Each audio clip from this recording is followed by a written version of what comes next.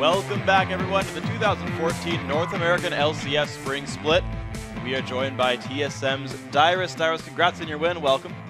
What's up, guys? Thank you. All right, so coming into this one, fighting Curse, what were your thoughts coming into the match at the very beginning? I was quite surprised that CLG swept them. So I was going into the match thinking that, all right, these guys aren't going to want to lose again. I've been seeing upsets all day, so I don't want to be, we don't want to keep that trend going. Yeah, and before we get into anything, I was trying to talk to Reginald on the stage earlier, but you actually managed to interrupt the conversation right at the start. Actually, I want to show you how it looked on the screen. Right as I was trying to talk to Reginald, he decided to stare into the fan's eyes. It was hugely distracting to Reginald. He might have to talk to you afterwards. Why were you trying to do the troll smile? Well, I didn't even know the camera was there. I was just kind of confused, and I was like, I just randomly felt like smiling, make a couple people laugh, you know. I love when people laugh. It's good. It's good. I'm glad that you're just smiling in general. You're kind of a happy player. So kind of coming into this match, right? What actually stood out to me, we've seen actually a lot of this, is LeBlanc coming out and just terrorizing the crap out of mid lane. What's made her just show up so fiercely now into the scene? In my opinion, it's like, well, I'm not a mid laner, but I feel like LeBlanc is like, you just one-shot someone, and she has so much mobility, although she's very fragile. So I feel like in the hands of a very skilled player like Bjergsen, he's just going to you know, if he doesn't make any mistakes, he's just going to dominate, just like how Shipter did in the match against EG. And actually, speaking of Bjergsen, before we got on camera, you were talking about how Bjergsen could pretty much win any matchup if it's like an equal or better matchup, that he's just that strong of a player. How does that impact you as a team where you're like, well, we know we can win mid lane, and then we can kind of move from there? It's a huge advantage. He's just that good. It's like playing 4-on-5, just like the other day against Dig. I just didn't do anything, and my team won on their own. And one big question I have, since you guys are now 3-1 in Super Week, a pretty good result, is how's the team communication going? Because that was a really big question of fans coming into the split. It's always a thing, like team communication. Like no matter how good or how bad we do, it's always about you know, the communication, how we mesh with each other. On the first day we had, it was, really bad, in my opinion, where, well, I'm not sure if the communication was bad. It's just, understanding each other and, you know, doing it properly. Even the game against EG, it felt like a scrimmage. We were, talking about stuff we shouldn't even be talking about. We weren't focused on the game, and we were questioning our practice schedule and everything, stuff like that. You'd probably ask Reginald, but I thought it was really bad on the first day. And then the second day and third day, second day I didn't really do anything, and third day just try our best, come together, and try not to get upset. Wow, you didn't get upset. Actually, I want you to talk me through one of these team fights you had in the game. Around 28 minutes, we actually had it on the rollout right before we went to commercial. If we can pull up the clip right now. Just tell me what you personally were thinking in the midst of this team fight, if we can get right into it right away. All right, so we just ulted because we accidentally attacked a Baron. All right. And we did that a lot. And I was just like, I'm attacking the closest target. I'm trying to look for Cop, and he's all the way on the bottom side, and I just failed my ult there miserably, like I've been doing all game. And I don't even know what's happening, honestly. I just tunnel visioned this entire fight. My teammates could probably tell you better. But after that, we were like, all right, we don't need to chase Mundo. We can just do Baron. And I'm like, wow, we killed 3 of them. I didn't even notice.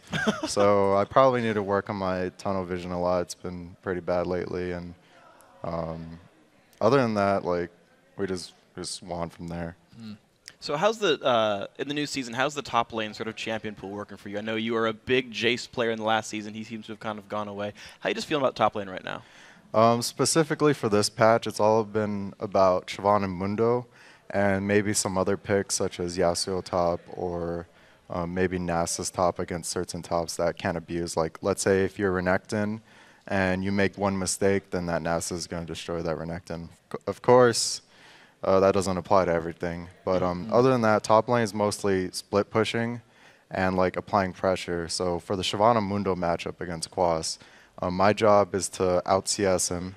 My job is to out-pressure him and make sure, you know, I just do more in team fights until the point where he becomes unkillable late game. And if you mess up as Shyvana, it's like there's Mundo, who's like god late game, and then there's Shyvana, who's even also god late game, but not as god late game as Mundo. And then there's like Renekton, who's like not really late game, but can beat both of those. And then after that, it's like everyone else. Yeah. How does Nasus fit into that trinity? Because he's kind of like right on the cusp, I feel like.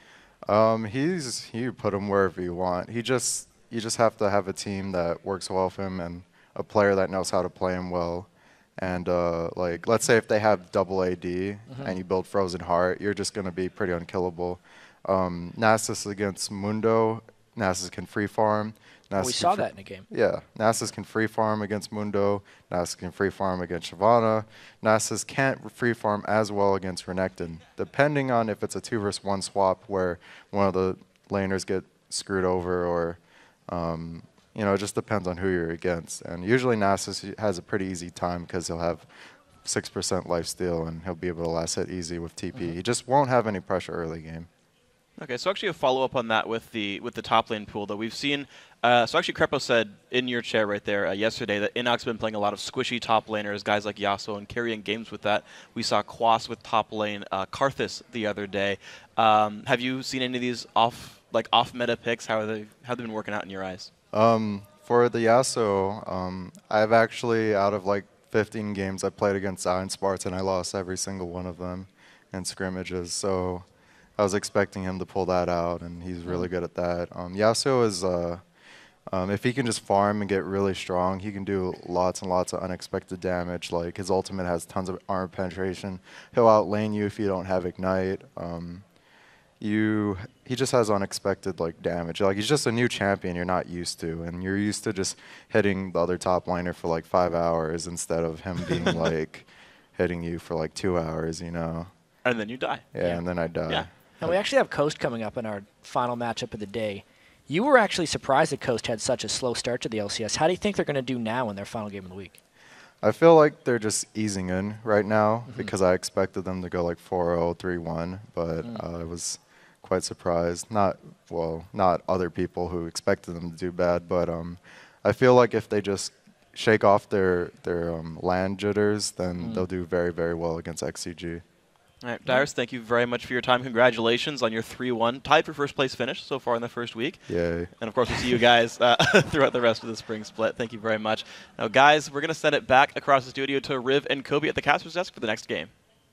Thank you very much, Freak. And while we've come to our final LCS game with XDG facing off against Coast, it's probably going to be a good one just as the rest. Oh, yeah. There was a lot of excitement after XDG's debut game because Smithy and Zuna both played well in their new roles. Yep. But they did cool off in their next games, which is not surprising because it takes a while to really get into a new role and adapt to the small changes that you have to play the role for a while before they're actually second nature to you. All right, absolutely.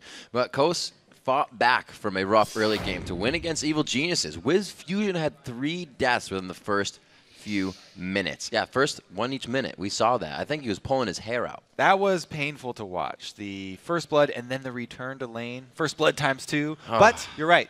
They were able to come back. Zion, Spartan, and Shifter really helped carry that team. The solo lanes were doing a great job. They were split pushing, grabbing kills. Amazing score there from Shifter as well. You saw LeBlanc right on him there in the lower third. We'll think that'd be banned out this game. Let's check out the starting lineups here. On the blue side, it is XDG. In the top lane is Benny, Zuna in the jungle, Man Cloud in mid, Xmithy now at AD carry, and Bloodwater on support. And on the red side, it's Team Coast. Zion Spartan's up top. In the jungle, it's Nintendude, and Shifter is mid. Wiz Fusion is the AD carries, and supporting is Daydreamin'. I wonder how much crap they're going to give him, just kind of jokingly, like, don't walk by that brush when you go to lane. Oh, he's going to be Don't do scared this. of that bush. Be like, for hey, a Wiz, they have a while. thresh. You might want to watch out. He's laughing right now. He can hear you. Yes, they're making fun of me. It's always good to have that camaraderie. That you can. It's kind of like Double Lift and Afro, where they're like, we don't yell at each other, ever. Never. Because love is in the air when they're Because love playing. is absolutely in the air. So we're figuring that LeBlanc's going to be banned out for Shifter here. He is a little too good at roaming. He figures out when to do it perfectly. He does it with the waves, and he kind of keeps track of more than just his own lane when he does it. Shifter is a really strong individual player. He's was second on the challenger ladder. He's extremely high. He has a whole bunch of ults up there as well. He plays a lot of different champions in the mid lane. We haven't seen him get Ziggs back yet. He can roam with, yeah, exactly. He can roam with any of the popular assassins. LeBlanc right now, though, does seem to be a huge threat for a lot of these teams. Since they banned out Riven, he might not be going for that LeBlanc because we've already seen how well it can do against that champion. Right. It's going to take it out and help force that ban as well. Still looking to see Elise be left out. Nintendo would like to use that, but maybe they'll force Zuna onto it. It wasn't his mechanically best game, and he went 6-0-15 on Olaf and then had that Elise game, and it's kind of flip-flop. Nintendo's been having a little bit of a rough time. Zuna's also lately in the last couple games having a bit of a rough time. So I think that the junglers in this game are actually going to determine a lot. Whichever one is able to turn their LCS debut around, or their LCS their first week around, because if they can get one of the lanes ahead, then that would be huge, especially if it's a solo lane for Coast. We already talked about how the solo lanes really can snowball the rest of the map. That Renekton being taken out, Zuna does decide to grab the Elise. Zion Spartan had quite the Nasus game recently. He was 3v1ing at one point in that top lane. We'll see if they put that in priority, but it looks like it's Daydreaming, grabbing up that Thresh to keep the nightmares away from Wiz. Yeah, so last time it was Nasus into the Mundo because Mundo early aggression isn't quite there and can't really bully Nasus and stop him from farming up that Q. Shyvana can do a lot better a little more rush against him early, so I probably won't see that pick again from Zion unless he's extremely confident in that early game play. What will be the focus next?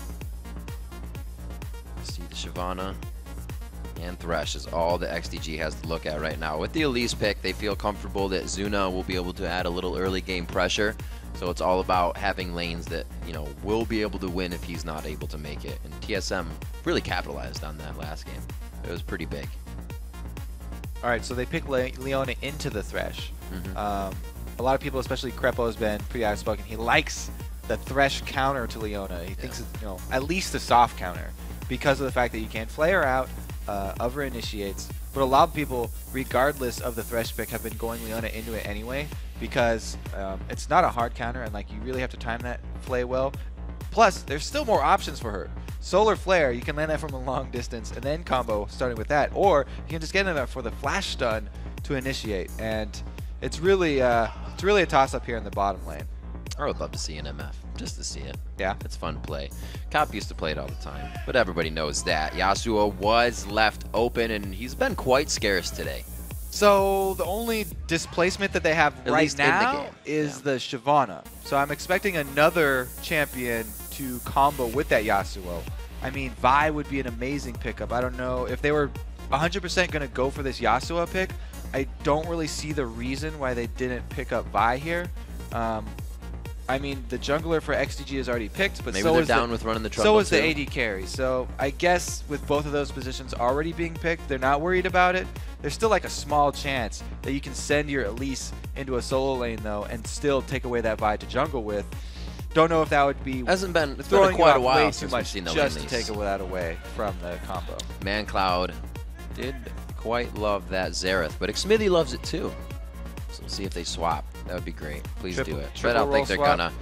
We are gonna see the Kale coming out here, and that is not gonna be fun for Shifter if that's his Yasuo. Coast are thinking the exact same thing that I was thinking. They're thinking why they're probably gonna lock in a Vi to combo with this Yasuo because they need more knockups and stuff. What's great against Vi? I'm gonna get the Kale. It's kind of counterpicking the Vi even before it's picked. Turns out Coast are saying, no, we don't need any more knockups. We don't need any more displacements. Yasuo can do it for himself, or Shyvana might be able to grab somebody. That's plenty. Saw a little bit of Inox Yasuo. Now Zion Spartan maybe the one to take him into top lane. Shifter, he's our roamer. I believe he's going to stay on Italy for this one. Probably will stick as is. I mean, a jungle Shyvana is a bit different here. So they won't have that early bullying on Mundo. It's going to be up to Zion on his Yasuo that Dyrus just said he's lost to over and over and over again in scrims. So if Yasuo even is able to get like one crit early on Mundo, he's going to be able to shove him out of lane, I think. Usually Mundo has to play really defensively at the beginning anyway, and Yasuo, fairly aggressive champion. So what he's going to have to worry about is getting ganked. We'll have to see what they have. Let's quickly check in with who you think is going to win, because we care, and you guys voted, so we're going to check it out. In the last NALCS victory of Week 1, it's 73% to XDG, as you voted on LOLesports.com. Not a lot of believers in Coast right now. I actually do have a lot of confidence in that Zion Spartan top lane Yasuo if he doesn't give up a kill in the first 7 minutes to the jungle gank. With the way that XDG picked and bringing in the Kale last instead of something else, they have quite an AP-heavy team. Lucian's really the only one to be bringing the AD there, and hopefully it's going to be enough. I mean, it's plenty of an AD threat right there, just having Lucian, because his combos are so potent in the late game. When he does even get Trinity Force on top of that, it's a lot of good burst from AD. But we've talked about how ridiculous Kill gets in the late game when she adds that extra AP skilling of a Lich Bane. So the late game here looks really good for XDG, and we'll have to see if Coast can actually get rolling a bit earlier. They do have the poking of Nidalee to fall back on them. All right, ladies and gentlemen, to round out our first Super Week here, before we start the NA Challenger Series, it is going to be XDG versus Coast. They are under the Rift, facing off against each other. You just saw on the big screen here. If you're live with us in the studio, you guys are awesome. See what happens here as they all head towards the top side. This is different. They're not lining up, but watch, I say that, and they're all just going to spread out. So there's a couple things here. Deep utility for XCG. They're ahead in gold right now. Bloodwater probably getting that extra mastery. He also has started with the Targon's plus ward with his extra gold. So a deep invade, they could actually place their long ward inside this red jungle and get the classic... Uh-oh. Can we get that fog ward? Yeah. It'll tip him off a little bit. But there was a lot they put into getting that ward. I mean, he went full deep utility and just got the one ward plus his Targon. We'll have to see if they can actually make something happen. That it might be like a late invade on the top side because they're switching. It would be successful because Coast are not switching either. I like Zion Spartan's play, not the bush. He's given himself a bit of viewing area. That cleaver would have hit him. This is the same bush, just the opposite side of the map. That's so true. They don't have Thrush, so it's not going to work as well. We'll see Coast heading down towards the bottom lane, and they're trying to produce just about the same thing. It's only ManCloud and Shifter that aren't participating in these invades, but it doesn't look like anyone's going to find each other anyway. I think Wiz is like, oh, you know, the Thresh late invades there really got me last time. Let's go ahead and pull that move off. I like that move. So from not seeing, or I'd say hardly seeing any invades coming in through this weekend, we have both teams just instantly in each other's jungle here having a party. It's going to be the simple steal Kobe, and they'll be back to it. Yeah, that's actually going to be, pretty good for Zuna. As the newer jungler, usually it's a little bit harder for him to deal with early invades. But since he was guaranteed starting at least his blue buff, he should be okay there on the Elise. The red taken without him, so that means that Smithy is going to have a whole bunch of bully potential up in this top lane. And I believe Benny also has a red right now. As he teleports down to that bottom lane, they fed him that in the top lane. Yeah, they gave it to Smithy there. The Lucian's wearing it. Oh, all right. Or he was wearing it. Very good. Did not see that on the screen. I was looking down at the mini-map. So that's going to be quite big and makes that solo lane even harder. You see Zion Spartan not even heading to the lane. Yeah, gonna hang out. Yasuo, actually, some people do jungle him. He's got the potential for jungling power. He can actually clear out camps that are spread out like the Rays pretty easily because he can dash to each one of them. Well, 3 in the bottom lane. Deja vu here as they're going to try to pressure down on this turret very hard, and it will be answered. It's not going to be Zuna trying to come down and 2v1 this lane. Nobody's really given it any attention, so back and forth. Mirror those turrets. And that extra red buff there on Smithy, hasn't been able to shoot any champions yet. It hasn't really benefited them at all. Even though it was a good steal away, they don't get any extra damage out of it. And meanwhile, down bottom here, Jinx is a great even early tower pusher because she can get attack speed from that minigun. It's always nice having a free steroid that just comes up on you for auto-attacking. So the gold lead will be evened out with the taking of the other turret.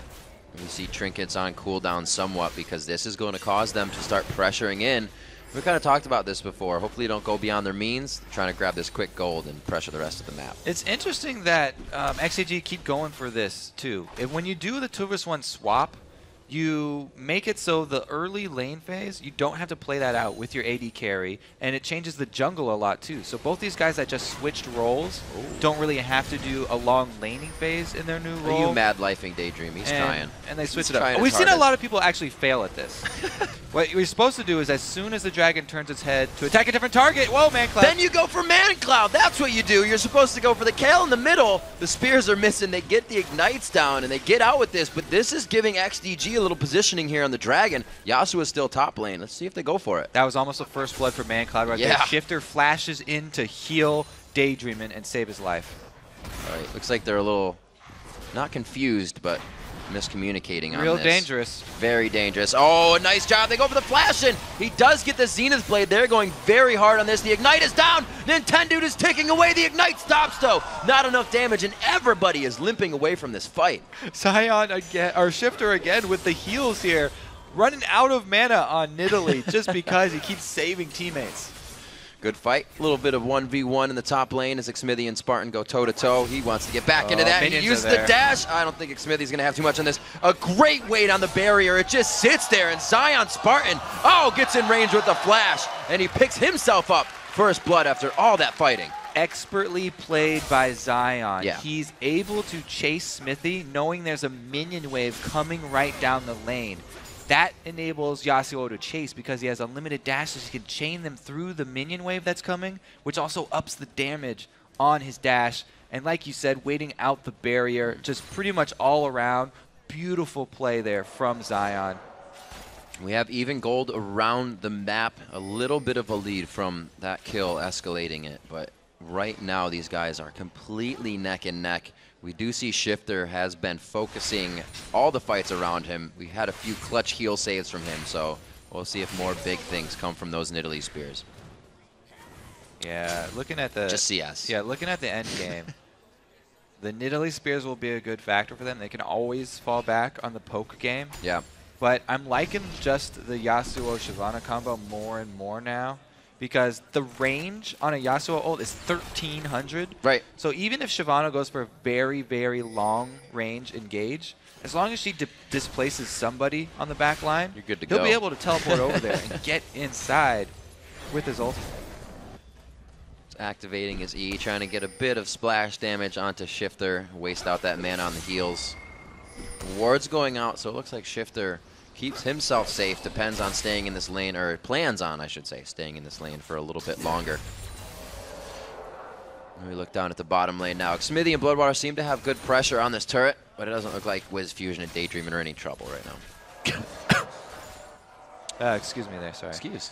There was so much early action around the bottom there of that dragon. Here comes in another dragon down bottom. That level 6 to level 4, that's not what you want in the top lane. And here we have 3 members surrounding Bloodwater. He's going to go ahead and walk the other way and save his AD carry.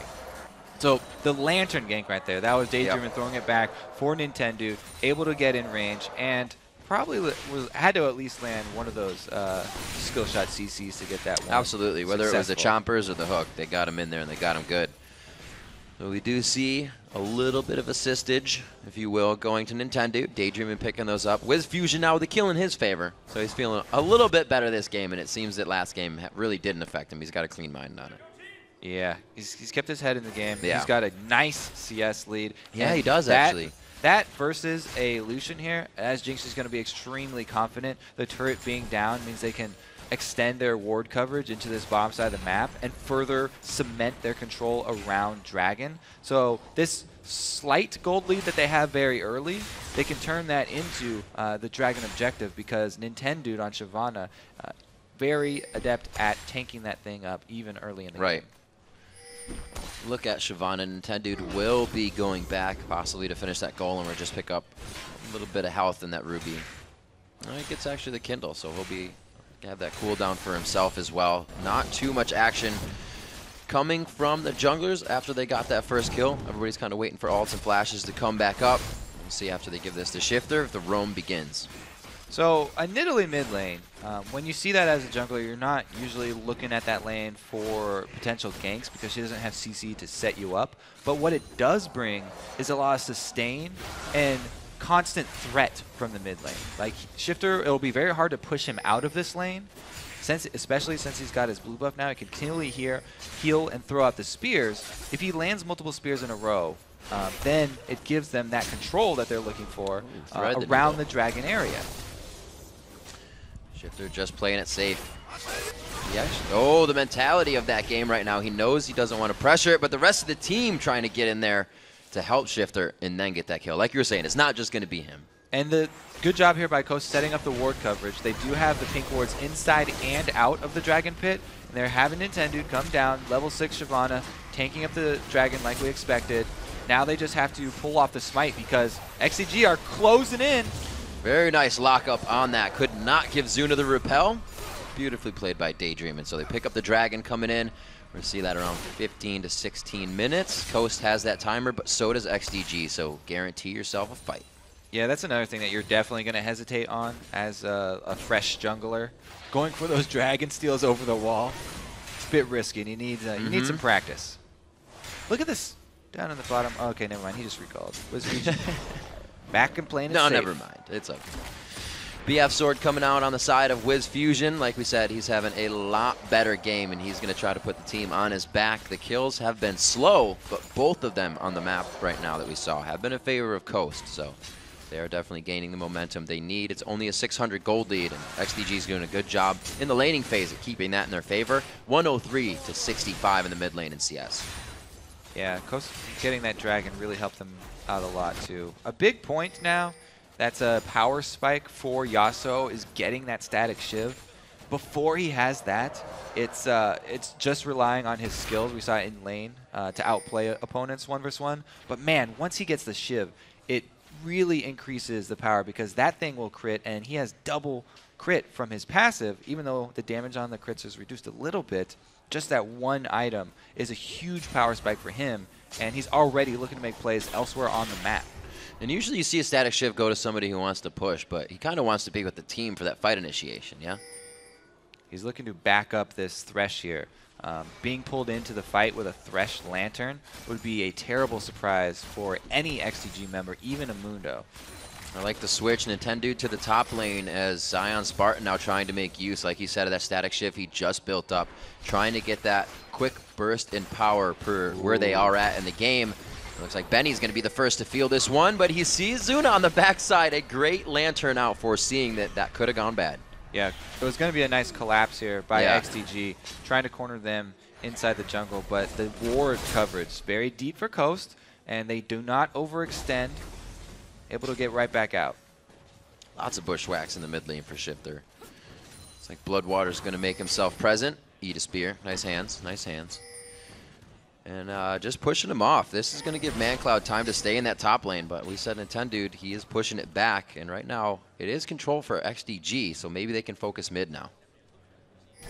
Biggest point of control for XDG is going to be Double wherever fight. ManCloud is, because ManCloud is crushing it right now. Hard farming very well, and he's going to get that point. He finishes his Nasser's Tooth next. It will be good sustained damage.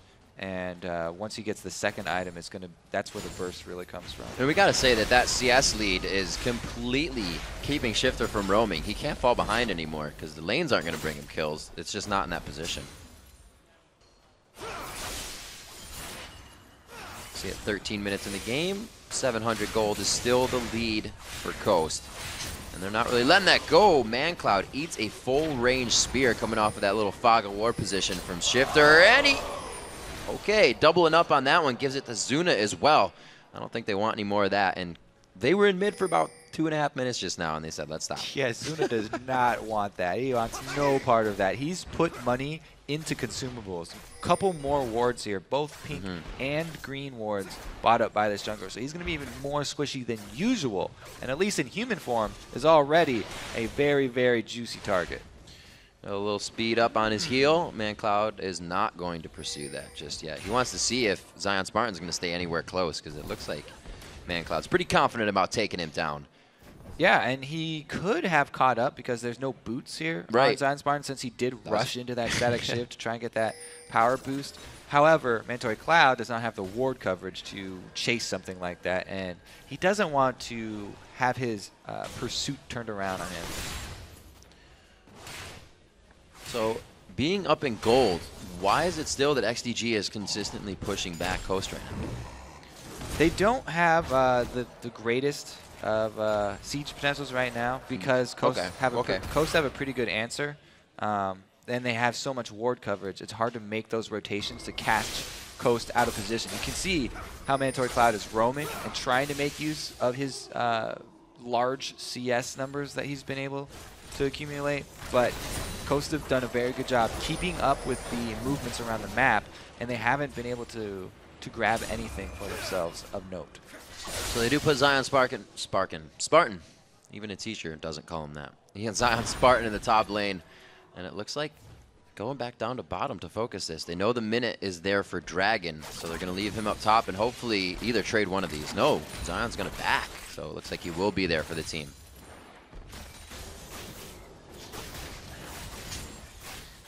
All right, so blue buff on Italy. It's always a good thing. We talked about how much the control of blue buff was going to be pretty big in this game. Both of the mid laners grabbing theirs means that every spear that lands, ManCloud will be hard pressed to heal up. Spider.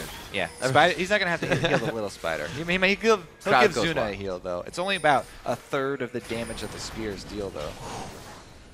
The pink ward fight! Bloodwater not taking too much damage there, and he doesn't have really any magic resistance under his belt just yet. This is, like I said, coming up on that 16. So the one advantage that XDG do have is that their top laners got teleport. So they've sent the Mundo here, Benny, up to the top lane. Wow, hard engage, too early. Oh, the intervention for ManCloud. Smithy would have loved that right there, but they were just forced into that situation. Rocket passing by the tail end of the entire team, and it looks like the teleport's coming in. Benny has the ultimate on, but he turns around immediately. Nintendo's going to spit out some flame, but it's not going to be enough. The team does not have the crowd control to follow. I think that was the first time of the Shyvana ulti into the Yasuo ulti, and we didn't get to see it on screen. Pretty sure that was just Nintendo getting his Dragon's Descent displacement onto Smithy, which is the target they automatically want to go for, and then Zion not hesitating to follow it up. Yasuo ultimates, and he takes out the AD carry here for XDG, which awards them control over this dragon that they had pre-warded. They have mid to worry about. Top is going to be very big for XDG in just a couple of seconds here. We'll see what Coast can do to mitigate any of this coming out. We'll see the buys just in the realm of HP really for the tanks. That's going on to Nintendo. We said that they are going up against a heavy AP team, so we'll see how they factor that in here coming up on 20 minutes. Yeah, we don't see the beginnings of the magic resist aura anywhere. No.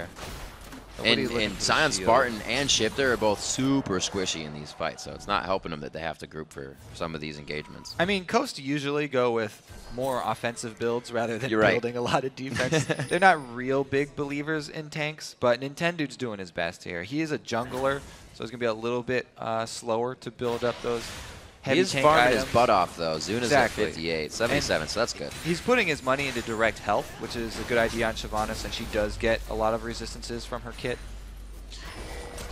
Can survive that first Q of Kale, but that second swing, sorry. 18 minutes is what it takes Zion Spartan to walk away from the turret. That's going to go down from the minions, but they will be able to grab that gold finally sitting in the top lane.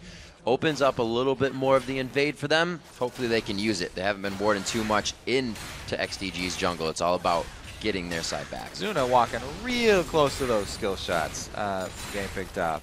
But since his team has the numbers in the area, it would have just been harassed. Coast not going to commit on something like that. It is a little bit of a window into the future, though. That's what this Coast team will be looking for down the road when they want these team fights and they siege up around a turret. They'll rely on that shifter poke, and then if a death sentence lands or one of those zaps lands, then you can combo it with the other one, and that will be the cue for Nintendo to try and get his displacement into the back line. And, you know, we already saw, or almost saw, Zion Spartan combo it. See Benny coming down to help out with blue here. This is going to be contested out. Shifter trying to keep everybody from mid here, and they do have a nice separation on XDG, but they don't exactly have the room to get into the fight if that connected. Great jab, great javelin onto Zuna though, so they can grab ground here in the jungle. Zuna's having to chug a lot of potions here every time one of those spears does hit. However, the blue buff was acquired, so they were successfully able to defend that blue buff and get it onto ManCloud. So the heals will continue to come out. There's the flash. As soon as Coast gets into the position to siege a turret, XDG says we aren't having any of it. They get a quick kill going on to Daydream, and Bloodwater will follow after in the 1-for-1 there. Here comes Both Yasuo. teams kind of turning around on this. Benny and Yasuo, Zion Spartan, and Benny coming into the fight. There's Zion Spartan's full damage build. Tries to get out the damage for himself, goes down. That shutdown going over to Zuna, and it looks like they're following as much as possible to harass down Coast. That has to be miscommunication there. Zion diving into the Kale, who has her invulnerability still. There's got to be some miscommunication there. You need to tip off your team members. Yeah. If you see Zion looking for that dive to finish off a low health member, somebody's got to yell at him that Kale's got her ulti still. As soon as they went to start sieging that turret, all in. Okay, so that was a great initiate, and it's going to end up trading supports because when Leona engages, she's an all-in engage. But like we said, ManCloud still has his ulti left, so as Zion comes in, he's ready to use it. Maybe there's the off chance that Zion was hoping he could just surprise ManCloud, and ManCloud would not be able to react in time, but usually they don't count on those things, and I think that might just have been a little bit of lack of communication. Yeah. They had the wards in the top side of the jungle. Just a little too much tunneling as they got into the fight. We'll see if they can shake that off and bring it back to where they were. They still got damage onto that mid turret throughout the fight. See what they can do as they continue on to the mid lane. It seems like they are trying to group up, use Nidalee a little bit more, because Shifter, as we said, he was kind of put down there by ManCloud and mid throughout this game. It was not his LeBlanc game. There was a lot of weird business going on with those early Dragon fights, and Shifter kept having to use a lot of his resources to save team members. Yep. A lot of mana and his flash were dumped into saving both Daydreamin and Intendude in a couple of different picks. So he did have other things on his mind, but ManCloud Too much on your plate. ManCloud's going to be a huge threat in late game because of that. The kills so far for XDG are spread out across Zuna, and that's painful, and Bloodwater. Assists, though, there's still 2 assists on ManCloud. On Xsmithy, they're getting the items that they require as the Triforce starts to come out in the hands of Xsmithy. Look on the other side, and that Bloodthirster's actually been finished for quite some time for Wiz Fusion, and it's only been stacked. He hasn't died yet. So Dragon coming up in 45 seconds. Means that both teams are trying to get vision around it now. 1, 2, 3, a 1-2 punch. There's the Dragon's Descent out. Was looking for that from Nintendude. So a little bit of ground being grabbed here by XDG. But again, Zion Spartan in the top lane trying to go toe-to-toe. Get a little too close there for his own good. And it looks like Benny is really going to be able to put down that AoE damage with Burning Agony. They both back off. So he did use his ulti early there so that he could get the armor penetration to have favorable trades, auto attack trades after that. Nice. Nice fadeaway wall. Yeah, that's a good one. Draws some O's from the crowd, but he's still on the run. Oh, this one's going to be good for Zuna. He is trying to get in there. The percent doing a good amount of damage. He gets popped up. It's a 2v1 situation. He's trying to buy time. He flashes out of this one, though. His team is going to be going for Dragon, so however long he can stay alive, this is great for the team. Can he get to Wards it? Oh, for he can't white. touch it. He got it, but it was going to be the red buff tick coming from Zuna. That's worth. So he uses his flash to buy the extra time there, and the team does get Dragon. So the only question now is, can XDG capitalize on the power play afforded to them by this 5 versus 4 situation? Since they didn't have any minion waves pushed up, it'll be really difficult for them to actually get anything back, and you're right, it seems to be worth here for Coast. Zion Spartan very close to an Infinity Edge, and that will surprise people on XDG, just like ManCloud is going to be doing to the members of Coast. A surprise right here. He could get a 3v1 that he's not looking for. A great grab by Daydreamin as he tries to get himself out. Intervention's going to be down for a bit, and this may be Coast's chance to get back on that siege train. Wiz Fusion, if he was half a step closer when they found that pick, Right. could have comboed those flame Yeah. choppers. They were so close to arming and catching ManCloud there. It's interesting how, there's no real solid game plan from either Right. of these guys towards the mid.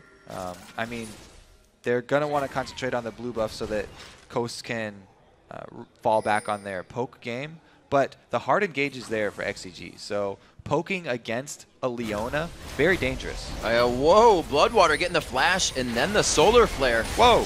Benny is going to teleport into this one. He tries to get right in the middle of the fight. You can see the ward he teleported to almost going down, so it's been planned for a little bit that they were going to try this initiation. Just not all there in time. Daydream spaces himself very well to put the box right on where the teleport is coming in. And Zion Spartan takes the opportunity to steal away blue buff. So that's a huge cooldown, not going to be available for XDG. Wow, he tried to give it away. That's bold. It was successful, though. So that's another point. Cooldown reduction is very, very ineffective on Yasuo because his Q scales with attack speed instead of cooldown reduction, and then his dash is already unlimited. So that's 2 spells right there that aren't going to benefit from it. And you don't really want to take that blue buff. If he had gotten it, then it would have been just stealing it away from ManCloud, which is great, but so much better to put that on Shifter. That wave clear. Zion Spartan still doing a good job of being a nuisance in the top lane, always giving XDG something to think about. And Wiz Fusion here still guarding his bottom turret. The mid turret is still alive. Looking at XDG's side, and it seems like that's kind of put Coast on halt right now. I mean, they've been building towards the exit strategy, which is this Talisman of Ascension on Daydreamin'. Now they actually have some movement speed to try and get away from this Bloodwater initiation. I talked about how dangerous it is to poke against a Leona. It's going to be something that they really need, that Talisman of Ascension, but it's very hard to rely on even just that movement speed because there are boosts on the other team as well. ManCloud can speed up individual players, and it's still a very tricky situation. They don't seem to be confident enough to stack up in front of a turret and play that game. Talking about that attack speed, you look at Wiz Fusion, he has that passive attack speed we talked about earlier, and he's been able to kind of prioritize Mercury treads over really going anything else to keep himself safe. We did say that XDG has quite a bit of AP on the team. They've got quite a bit of AP, and they've got a Mundo who's getting extremely beefy and itemizing to deal with this Zion split push. Yeah. Zion got ahead pretty early on that Yasuo, and he's a very dangerous character, so that's what they've been using to split push because he can handle pretty much everybody 1 versus 1. Mundo here, Benny's been itemizing to try and deal with this, but he's still having a very tough time because Static Shiv does do magic damage, and after Zion uses his ultimate, he gets 50% armor penetration. So even all that armor doesn't help that much. On to Nintendo. Dragon's Descent's going to have to come out, but he decides to go in and then back out of the fight. Huge damage from Wiz Fusion on the side. Xsmithy from the shadows throws out the culling, and it's going to bring them very low. Shifter saving people all day with those heals. Another heal from Shifter. Oh, there goes the ulti. Oh, Zion Spartan's going hard onto Benny, and it's going to be the turret probably following after. Zuna, you better be careful in this one. If he gets out of that cocoon, it's going to be bad news. Zuna taking a bit of damage there. The execute's down, and he does easily take down Zuna. Yeah, so Zion can take anybody 1 versus 1, and he can also take multiple challengers here. ManCloud does get slowed. Oh, it catches it. Sometimes you got to fold your wings in when you're escaping. Yeah, hit him in the back right there. I don't think he thought that was going to land. But I didn't think it was going to land. The zap slowed him just enough that Shifter was able to get the Deadeye right there. So this is what I was talking about before. It's hard to itemize against Zion. Even though Benny's stacking armor, all this magic damage from the crit of the Static Shiv and the armor penetration from his ultimate, he can just cut right through him. Eating that right up, and we're going to see them pressuring down the mid lane here. Getting that finally. This is going to help them to siege. Oh, yeah, this is me, Joe Miller. The tip of his wing. Yeah. Wow, that's the first week of the LCS, both you guys. 28 minutes on this. Dragons are 3, Barons are 1 now for Coast. That's huge for them. This just means that they can sit back and let Shifter do what he needs to do, and Zion Spartan split push continuously. Well, Zion finally has just definitively shown he can handle anybody that they send at him. So the split push strategy is what they're going to go with. It's classic Coast. I mean, they pretty much, that was their beginning strategy when they came into the LCS, was have Zion play one of these carry top laners and then split push for a very long time and just keep doing that over and over again until the rest of the team can just take a turret.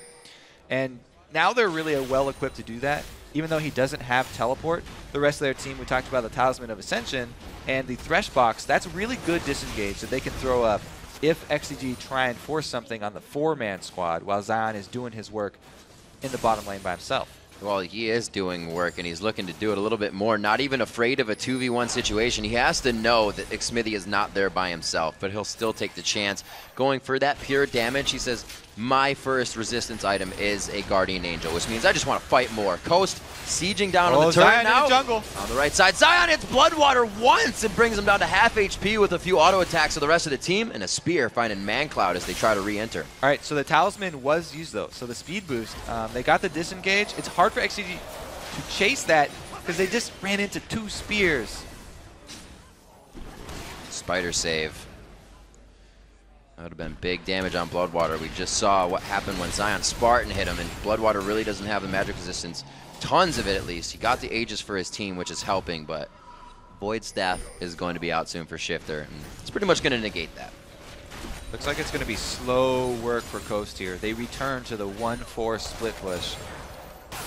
They're going to have Zion clear out the top and make his way all the way back down.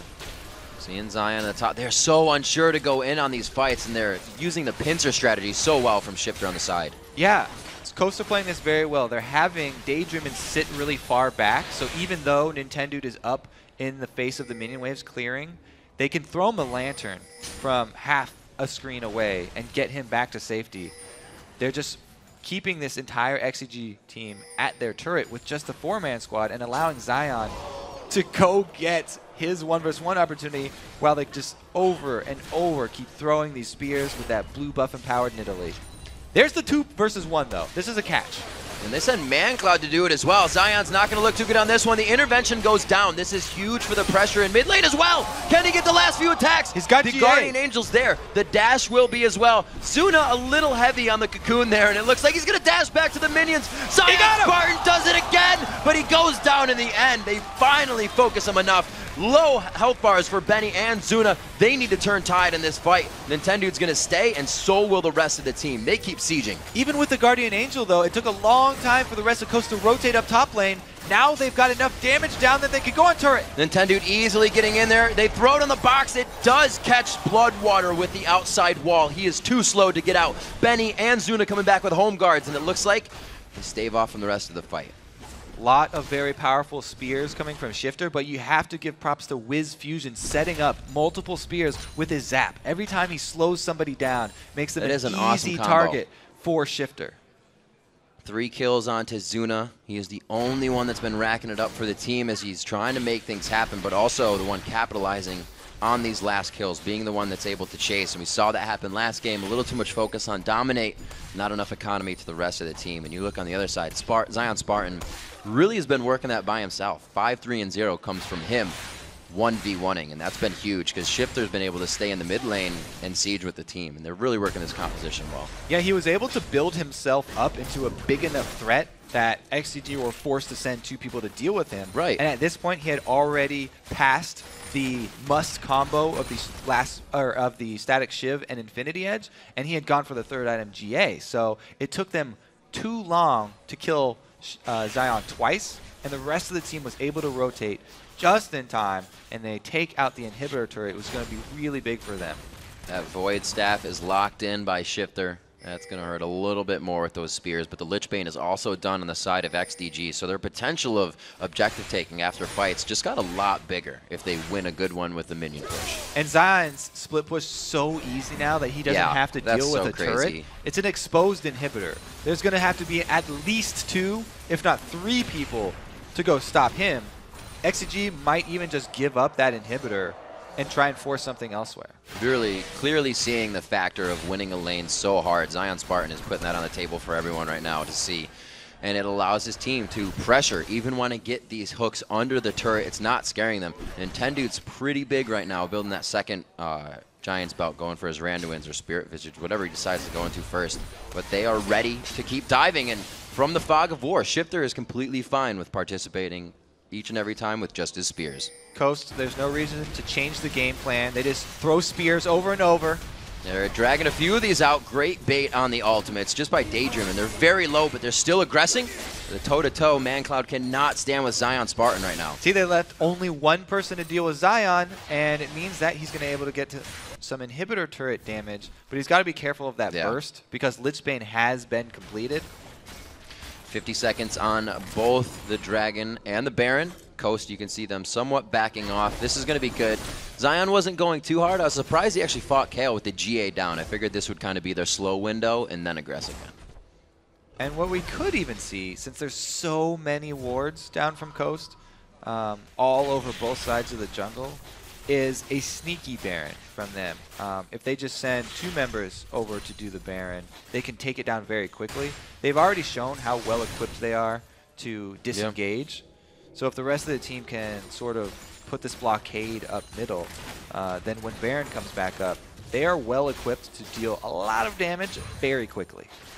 You see that XDG at some point switched to 3 sweepers as they were trying to gain back their jungle. Right now, trying to gain back the front side of their base as Coast is really just going around the horn from that top to middle turret using Zion Spartan right now. So the other good thing about the Coast team here, oh, they are going to give the blue buff over to Shifter. They don't have to panic steal it.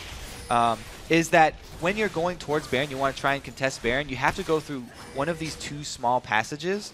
So Shifter really has an easy time of shooting XDG as they run down the passage. Completely, that's under 50%. He just took a huge chunk. And even Benny is taking damage from close range spears. Usually you want to get in on that Nidalee so they don't hurt as bad, but it doesn't matter anymore. They are super powerful, and the Baron is being started. Yeah, Shifter's running interference right now, just throwing out spear after spear after spear, and he's going to be a one-man defense for this Baron squad. This is going to be a tough push for XDG to stop here, Kobe. They don't have much to work with, and being split push, like you said, they're going to have to give up more than 2 people, and that's what pretty much every member with Baron counts as Coast right now. And again, they just return. Zion, go back to the top lane, shove it all the way in. You'll eventually be able to get that inhibitor as the rest of the team sets up with the same sort of lines here. Ooh. Oh, what a bro move. Smithy getting the gap closer in there. Whoa, almost caught that spear as well. They get a lockdown onto Benny. They're not afraid to grab the tank with the hook. That's the second time they've gotten Solar Flare just out of grabbing Benny with Death Sentence. The spears are definitely doing their part right here. So much poke from the 4-man squad of Team Coast. Their only frontline Nintendo is able to soak up any damage, and like we said, they have the lantern to pull him out if he gets stuck. 2 ultimates down there, and that's through Mundo's ultimate. That's enough for Nintendo X to dive to the backline. Bloodwater eats the spear as well, and it's an instant death for him. The Guardian Angel of Zion Spartan is up, so they can go even harder than necessary. The dash is there. No, he flashes. The double. Can he keep going? Oh, the turret's got him on lockdown, and so does Mundo. But they lock it down. Wiz Fusion coming up big on, actually the spear rather, coming up big on that. A double kill in for Shifter. They look for the Nexus turrets. An amazingly well-coordinated game by Coast. They stick with the initial strat and come out with the victory in the end of the day. Well-deserved win for Coast right there. They had the long game plan of getting Zion super fed and just sticking with that split push, while the 4-man squad was very well equipped to play the poke and disengage game. That was a scary, scary Zion Spartan in that game. Knowing what he could do, and you look at the levels and you're like, we're at 14, we're at 15, maybe he'll fall off. Then you get to 16 and 17, and he was still putting out extreme pain. They were so far ahead, and it shows that if Yasuo gets ahead, you're going to have a good game. I mean, Dyrus did just talk about it right before in that interview. Absolutely. They've lost over and over to Zion's Yasuo up top. They just showed right here on the big screen that he can perform under pressure as well. The ability to keep your mindset on the same thing is something that players will have said before and claimed that sometimes your team just needs to tell you again. And a team can get disgruntled with the Nidalee push. Sometimes you go Cougar form and you want to jump in. Your Nidalee doesn't stay on the outside of the fog of war, but Shifter had one job that game, and he literally did it the entire time. Even though in lane he lost, but still stayed for his team and played superb. I really like the formation of the 4-man squad too. They had Shifter in the fog of war, and then Nintendo's on the front with Daydream and Wiz Fusion right behind him, so they can pull him back to safety. It was a really well set up little 4-man squad. Yeah, we can say Wiz Fusion had a better game this time. Didn't get killed twice going to lane. Actually was able to get himself, not the first blood, but was able to pick up a few kills as they went towards that. And for Daydreaming, those hooks at the end of the game were powerful, pulling out solar flares every time, and they were grabbing Benny. It was like you could see that XDG was kind of feeling the pressure, and they were biting at anything they could, and it caused them some problems. It was just this over and over the disengages from Coast, even though it's not the flashiest of moves. Like, that's really what got them that game, though. Nobody got caught. Yes, they had this super fed Zion up top, and Zion was doing so much work, right, and he deserves the credit. But they also, the rest of the team, they were able to keep it together. You didn't get to see ManCloud roam that much either. That was a little bit of a different game for both mid laners. We didn't see him having much participation other than fighting each other in the mid lane up and towards the middle. So we can kind of see what that composition does of having a Yasuo creating pressure in the top lane and then Wiz Fusion doing a little better in the bottom for his team. Really makes you play differently. He still got to that very powerful kill point where he was putting a lot of damage. And he blocked that one dive from Zion with an intervention on himself, not quite expecting it. But right from that, like, besides those plays, there wasn't that much coming out.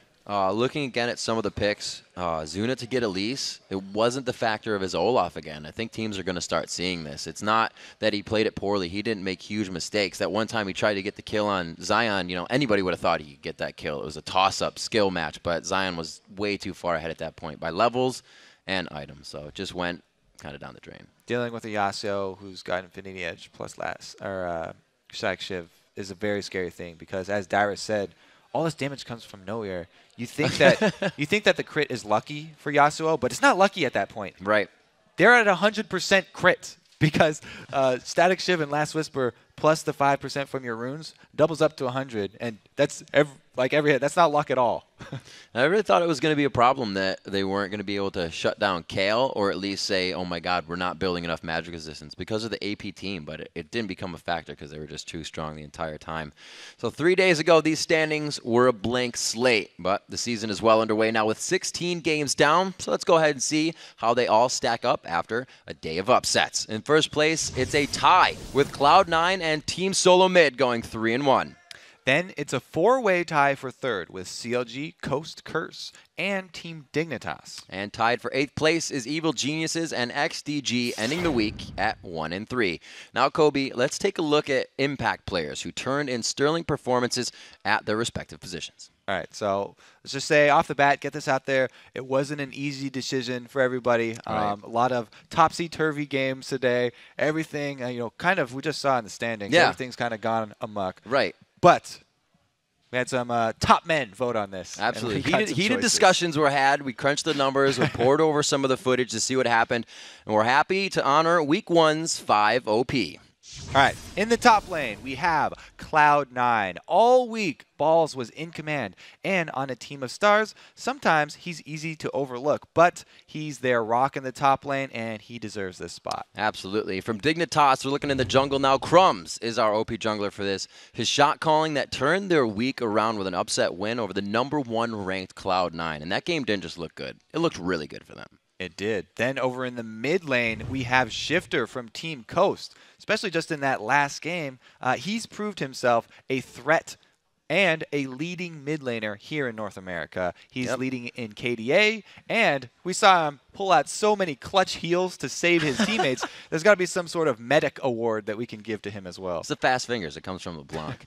OP in the ADC position, we have Wild Turtle from Team Solo Mid. This week, Wild had a heavy impact in the lane, and it really helped turn the tide in team fights for TSM. Got to give credit to the AD carries Always. as well. Then, in the bot lane, CLG's Afromoo takes our support. He derailed Curse by stealing that blue buff at level 1 with an auto attack that helped CLG end the week 2-2. We can't get over that steal enough because that was just ridiculous. Even Hotshot he didn't blow flash or anything. He just, boop, just took it out. But at the end of the day, Kobe, there can only be one MVP. Would you do us the honors of announcing that? Well, making a strong debut in his first week in the North American LCS is the European imports, Bjergsen. We're going to have to give the MVP over to him. Absolutely. Bjergsen had a huge impact in each game, helped steer his team to 3-1 for the week and tying them in first for Cloud9. Not too shabby. He was repeatedly able to shut down the mid lane with his LeBlanc and his roaming Zed. Yeah. And currently, he's the least deaths in the North American LCS, with only 2. Absolutely. Don't forget, Week 2 of the EU LCS kicks off on Thursday, starting with Millennium versus Alliance. Then, upstart Rocat takes on Super Hot Crew. After that, Copenhagen Wolves will do battle with Millennium, followed by Gambit facing off against SK Gaming. Indeed. It all kicks off at 7 p.m. Central European Time, which is 10 a.m. Pacific Time. Then, in the North American LCS, we will be back next Saturday, starting with Crumbs and Dignitas taking on Zuna and XDG. Then we have Coast challenging Team Curse for a little first week payback. After that, Evil Geniuses face off against Dignitas. Then Bjergsen and TSM take on Hotshot GG and CLG. And that all kicks off on Saturday at noon Pacific Time, 9 p.m. Central European Time. All right, that does it for Week 1 of the 2014 North American LCS Spring Split. But before we send it over to Freak and Jat for the NA Challenger Series, remember, check out lolesports.com for the latest stats, teams, infos, and recaps. If you missed any of today's action, click on the schedule, hit the match details button below the games to watch. And while you're there, be sure to click on the tickets link and secure your spot in our live studio audience for an in-person dose of our game day action. And without further ado, let's send it over to Jat and Freak. Hey guys, welcome to the show here. Freak here, Jat here. Got NA Challenger coming on. Welcome to the 2014 Challenger Series, brought to you in part thanks to our friends at Coca-Cola. I am David Freak Turley. I already called you Jat, but I felt like saying it again because we're back. I'm okay with that. Yeah. Yeah. You just like when I say your name a whole bunch? Freak, Jat, our names. Freak, I'm Jat. used to hearing it. Yeah, Some me too. people call me Josh. Some call me David. It's much more rare. I think everyone calls you Freak or Turley. Yeah. Yeah. I rarely get my own first name Yeah. from my own friends. Whatever. It doesn't matter. We're here to bring you the games, guys. We got 2 coming up. It's going to be a whole lot of fun, guys. Okay, so Challenger matches coming up. First off, we got Curse Academy playing in here.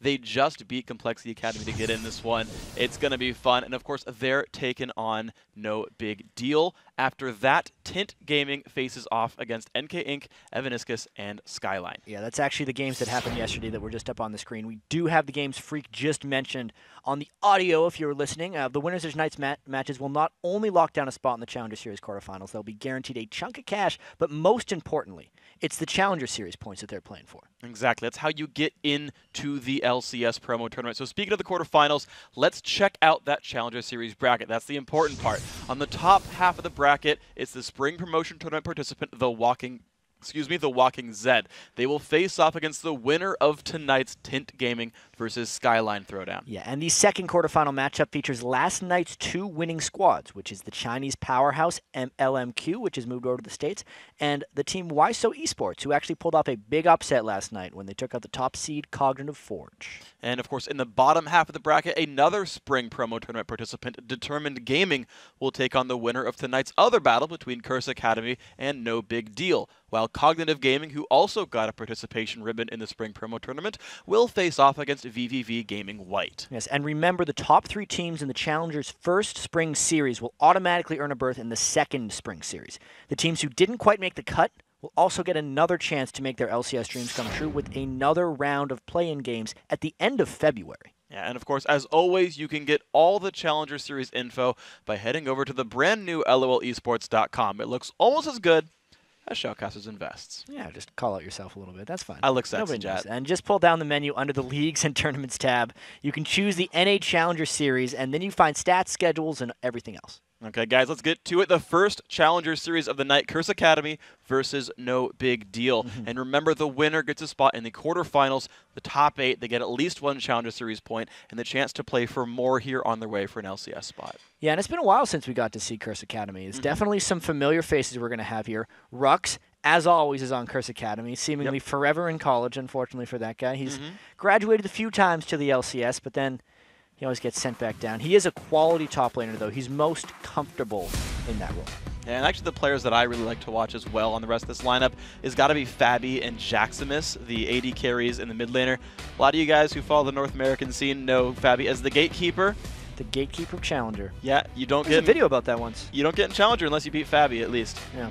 Or unless he doesn't you're like throw that guy, on your team. Unless you're like that guy who was the first challenger in the world. Yeah. That came from EU West. Yeah. He was really happy about it. Yeah. Played a lot of League of Legends. I remember Reginald and I think it was Wicked battling for first person to get Platinum back in Season 1. Hotshot and Wicked, I thought. Maybe. Could have sworn it was Hotshot and Wicked. Okay. One of those guys, Real though. throwback, One of yeah. the guys who were like OP in Season 1 back in NA. And then he got like 2200, but it was like 2222 22. was the cutoff, and he was like super mad that it wasn't a round number. And so Wicked beat him to it, I think. Maybe I'm wrong. Wicked would remember. Wicked would remember. We could ask him over on the EU LCS when we see him on Thursday. But guys, champs like the beginning. Kale and Kha'Zix banned away from no big deal. Gragas, Yasuo dropped away. Jax was a great Gragas player. Jungle Elise in the mid-cast and also removed here. Yeah, so normally I'd be like, oh yeah, first pick Elise, because that's what we saw most of today. Obviously, Elise is banned away this time, so Annie is fairly popular. I think Fabi always loves to play very aggressively in lane, to say the least. And I think Annie would enable that type of support play the most from anything that they'd be able to throw out if they're Curse Academy. If I had to predict a first pick. You think Annie? Or Shyvana, because that's what they're hovering Or over. Shyvana. Yeah, okay, that one. As I look over and back to chat's like, or Shyvana. You're right. It's totally on the screen right there. First pick Teemo, also a great option. And you're right about the Annie pick in general, in that was actually CA's last lane was Annie Caitlyn when they got their win in the prior round. So no big deal. Their own time to make some choices. Actually, you know, interestingly, NBD is the team that banned Gragas. They actually played it themselves. Jungle Gragas. We know we saw him a couple times here. Saw twice today as well. Yeah. It lost both games, if I remember, today in the LCS.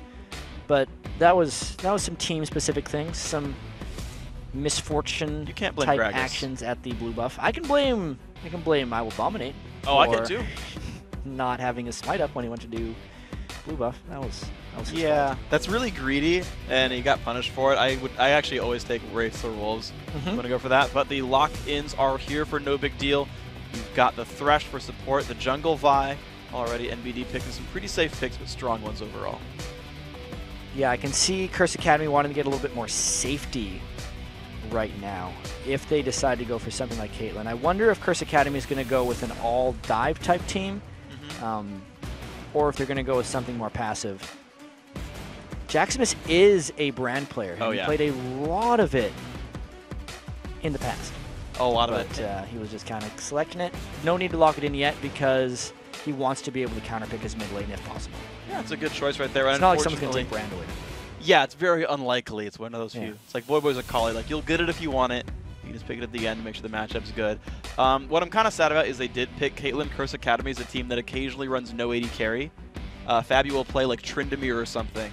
And so it'll be like a melee AD carry, but they won't run a marksman in their lineup. We did see a lot of that. Yeah. So unfortunately, that's not here, but it's okay. They're going to still do something pretty fun. It's in their back pocket. Yeah. In case they need to bring it out later. Although, if they lose this one, too late. Their pockets are empty. Their pockets will be empty. Literally and figuratively. Best of one, of course. It's pretty punishing for these guys, but at the same time, 6 weeks later, they're going to be able to get into another Challenger Series. Exactly. Ladders reset, play some rank 5s, get yourself back in there. No big deal, as it were. Here we go. These guys picking their next few. Jinx picked up. Actually, it's interesting. Caitlyn was the first picked the first AD carry picked with nothing removed from the pool. Yeah. Curse Academy really wanted the pick. It's one of the new ADCs we've seen get played. Ziggs mid, also of course a great choice as well. Yeah, I mean even Cop from Curse. I was going to call him Curse Prime, but the LCS Curse team. Yeah, yeah. Cop played a lot of Caitlyn as well. So there could be a little bit of Curse to Curse influence going down there. Annie amazingly makes it all the way through to the very end if they decide to pick this one. And they do. Yeah, I mean, NBD picked Thresh early on, so you figure you're going to play Annie in the first place. You don't have to first pick it anymore. So yeah, heck, why not? Just take it whenever you want. All right. And let's do it. Yep, Darius picked up here. Yoshi did play that last time. That was against the Nasus, though. He decides, no, I'm going to punish a Shyvana with Darius this time. So you like Darius, Chad. I like him in the bottom lane. Okay. Darius is cool in himself in the top lane. He's not as explosive in the top lane because he's fighting against tanks. But really, he's extremely gankable because he's going to want to play extremely aggressive early on against Rux. It's all about stacking up his bleeds, building tanky and cooldown reduction if he's in the top lane, and just outlasting people. Okay. Basically, Darius relies on people not knowing or figuring out how much damage his ultimate plus his bleeds together deal, and kind of surprising people in that way. Like, you're 800 health. You're dead. If yeah, you're actually not allowed to get that low against Darius. Nope. You fall over and die. Getcha. Poor Dragon Lady's going to have maybe a hard time here. So, all right, the lineups are there. Pretty freaking aggressive there from no big deal. I love the dunks. Darius, I'm a fan of like the thematic teams, when you've got like Dunkmaster Darius, I realize not the original Dunkmaster, that was Yi, but you've got enough guys who can jump up in the air and then slam down on you. Ziggs, Jarvan, Darius, etc. So they had Ziggs in that team comp as well, right? Yep. Yep. 2 Dunkers. Ziggs, Vi. Darius, Vi. Thresh, No, doesn't count. doesn't count. Jinx, I like it. doesn't count. They got a couple executes, if you think about it. True. It's actually going to be most efficient for, and this is the funny thing about Darius, actually. When he came out, everybody that played then remembers his instantly refreshing ultimate and him just jumping all over the place like crazy. And it used to have a small window where if the target died like a quarter second after you killed him, you'd get the reset anyway, Yeah. even if you didn't get the kill. Mm-hmm. That got taken out. Now it's only if you get the last hit with the ultimate. Yes. So Darius ends up doing a lot of overkilling with his true damage ultimate. Yeah. To guarantee it. And very rarely he actually gets resets. And it used to be it would reset forever. And then one of the changes went that it would be he would be allowed to use it for the next 12 seconds, and then recently the next 20 seconds, and then it would go back on its normal cooldown. But what's interesting is when the change got made to not instantly refresh, but then instead go on a 12-second cooldown and then be on its full cooldown, his power didn't really change overall. Yeah. And I actually think that, this is a weird Darius theory, that if the reset mechanic got removed entirely, Darius might actually become a stronger champion overall. Why is that? Because so many people worry about getting the last hit with the ultimate that they often don't do nearly enough damage. And if it got changed that people weren't trying to last hit with it, but instead get 5 bleed stacks and then get the full damage out of the ultimate regardless, you would do more damage and be a more effective champion for the most part. Huh. So in this game, since Darius and Jinx are on the same team, Yeah. he should stack someone up, ult him as soon as he hits 5 stacks, and then let Jinx try and get the execute. Yeah, and actually I've seen that when we see Cho'Gath getting played. So many people try to last hit with Cho'Gath. With his feast. Yeah. Just get the damage out. It's like, what does Cho'Gath do? 600 or 800 true damage depending on AP? Yeah, something massive. Yeah. And the thing is, they'll be at 6 stacks and then still like have the cognitive like, oh no, I need to eat you like completely. If you don't all get in my belly, it's not fulfilling enough. Yeah. So I like how it's thematic for Cho'Gath. It's not necessarily the most powerful way of doing it. I want to see how No Big Deal plays Darius. Almost everyone tries to execute with it. Yeah, almost everyone does. Now, guys, as the teams load into the game, let's take a look at the 2 squads, starting with Curse Academy. Yeah, so Curse Academy had a very tough game on Friday, actually. They came away with a hard-fought 48-minute win over Complexity Academy, even though they were the number 4 seed and Complexity was the 17 seed. Curse Academy also has a couple names on their roster that we saw in Champion Select that are familiar to LCS fans. Rux obviously played for Curse a little bit in Season 3. He stepped in as support, actually, when Elements left the team way back in the spring. And obviously their AD carry Fabi, the gatekeeper of challengers, solo queue superstar, tends to play a crazy amount of Vayne and likes to hypercarry games. Yeah, plays at least used to play a bunch of Draven as well. And He either does amazingly or just awful. yeah, So it's Fabi 15-0 dictates the game. or 0-15. Uh-huh. No matter what, he's going to figure out who's going to win the game. On the other side of the rift, though, is No Big Deal. They earned their spot in tonight's game by, unfortunately, breaking the Pink Ponies on Friday. It was a good pretty name. impressive 34-minute win over the Ponies, though. Yeah, they had some big numbers in that one. Their mid laner, Anir Attack, went 2-0-11, or Anir Attack. We're going to figure that one out, as Kale. And their AD carry, Jummy Chu, went 6-0-10 as Caitlyn. And Anir Attack's claim to fame is actually second place in the Best Riven NA tournament. He barely lost out to Mega Zero. That's right, yeah. Yeah. Second best Riven NA, not playing Riven. Wasn't even banned this game. No. No respect by Curse Academy. No need. He didn't play it. The Ziggs makes more sense in this. It does. Also, Best Riven NA was played in the top lane. He's now a mid laner. Yeah, it's fair. And not, and not even everyone who played in that tournament was a top laner. You had guys like Cutie Pie joining in just to try what they could do. The Best League Sin NA tournament happened as well. You had like a bunch of AD carries showing up.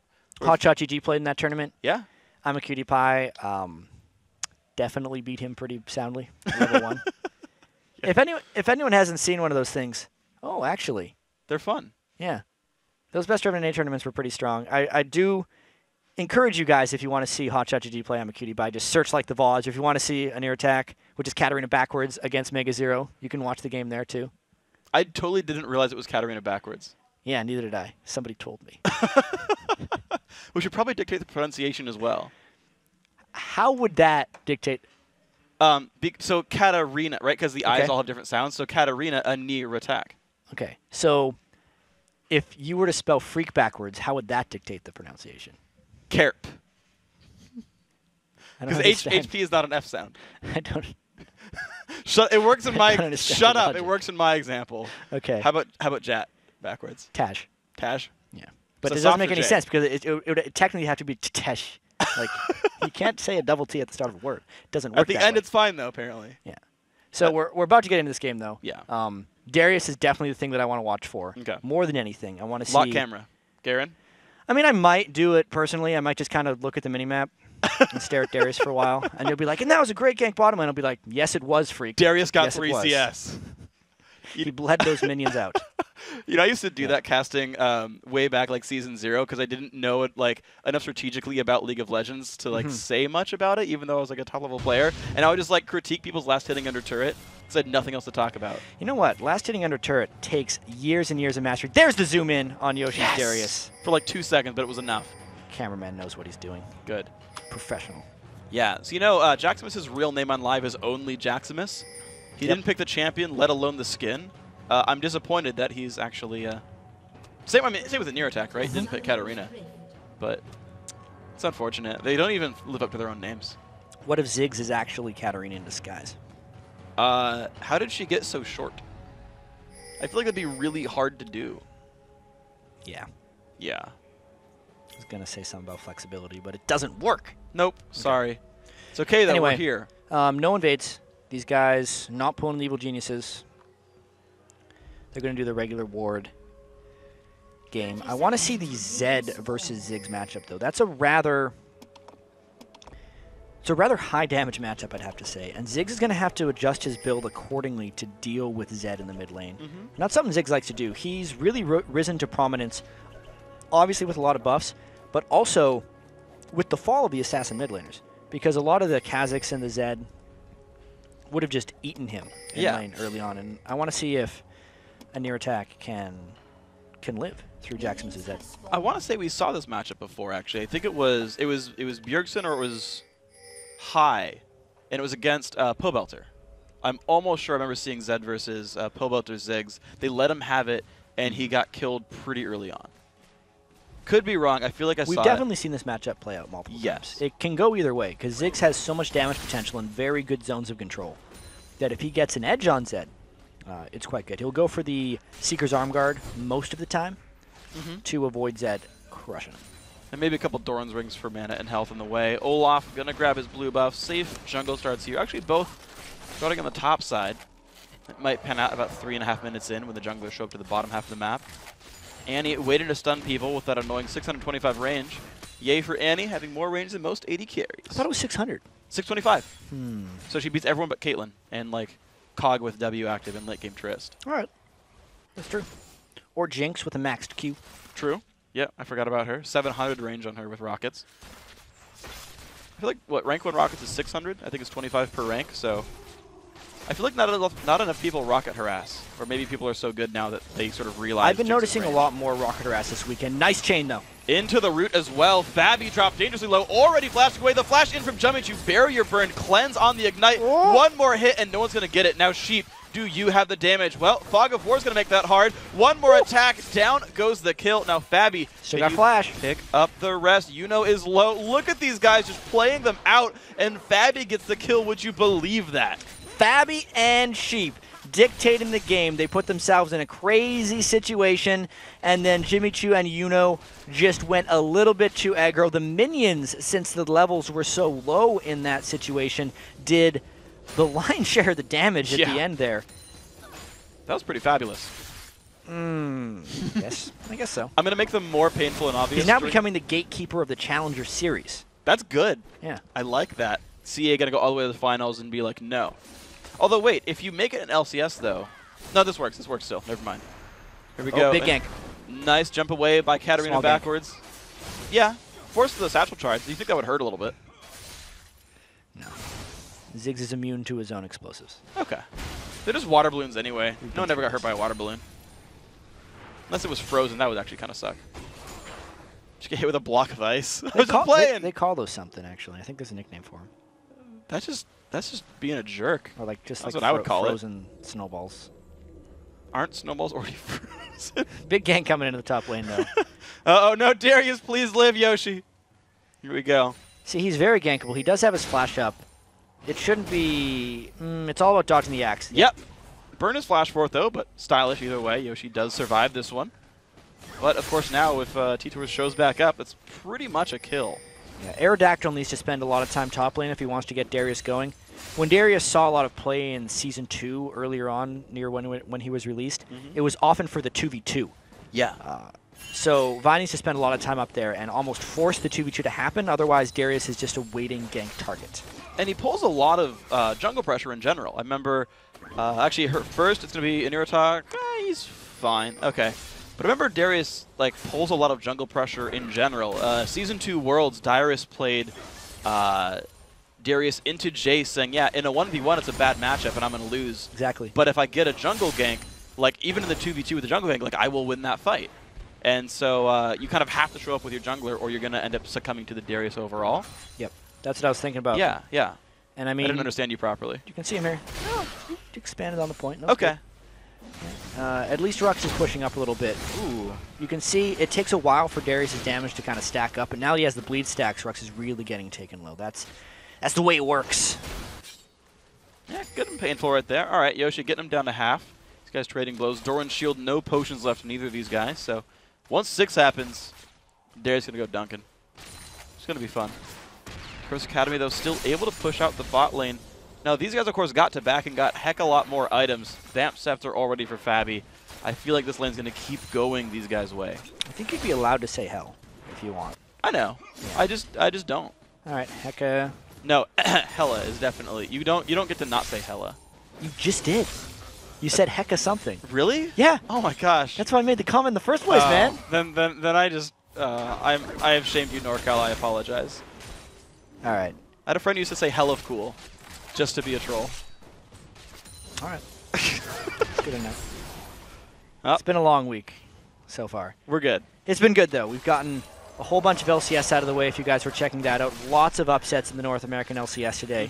And the Challenger Series is just getting ramped up here. The winners of these 2 games today make it into the bracket phase, and then it's best of 3 from then on out. So yeah. I definitely think Curse Academy is the big favorites.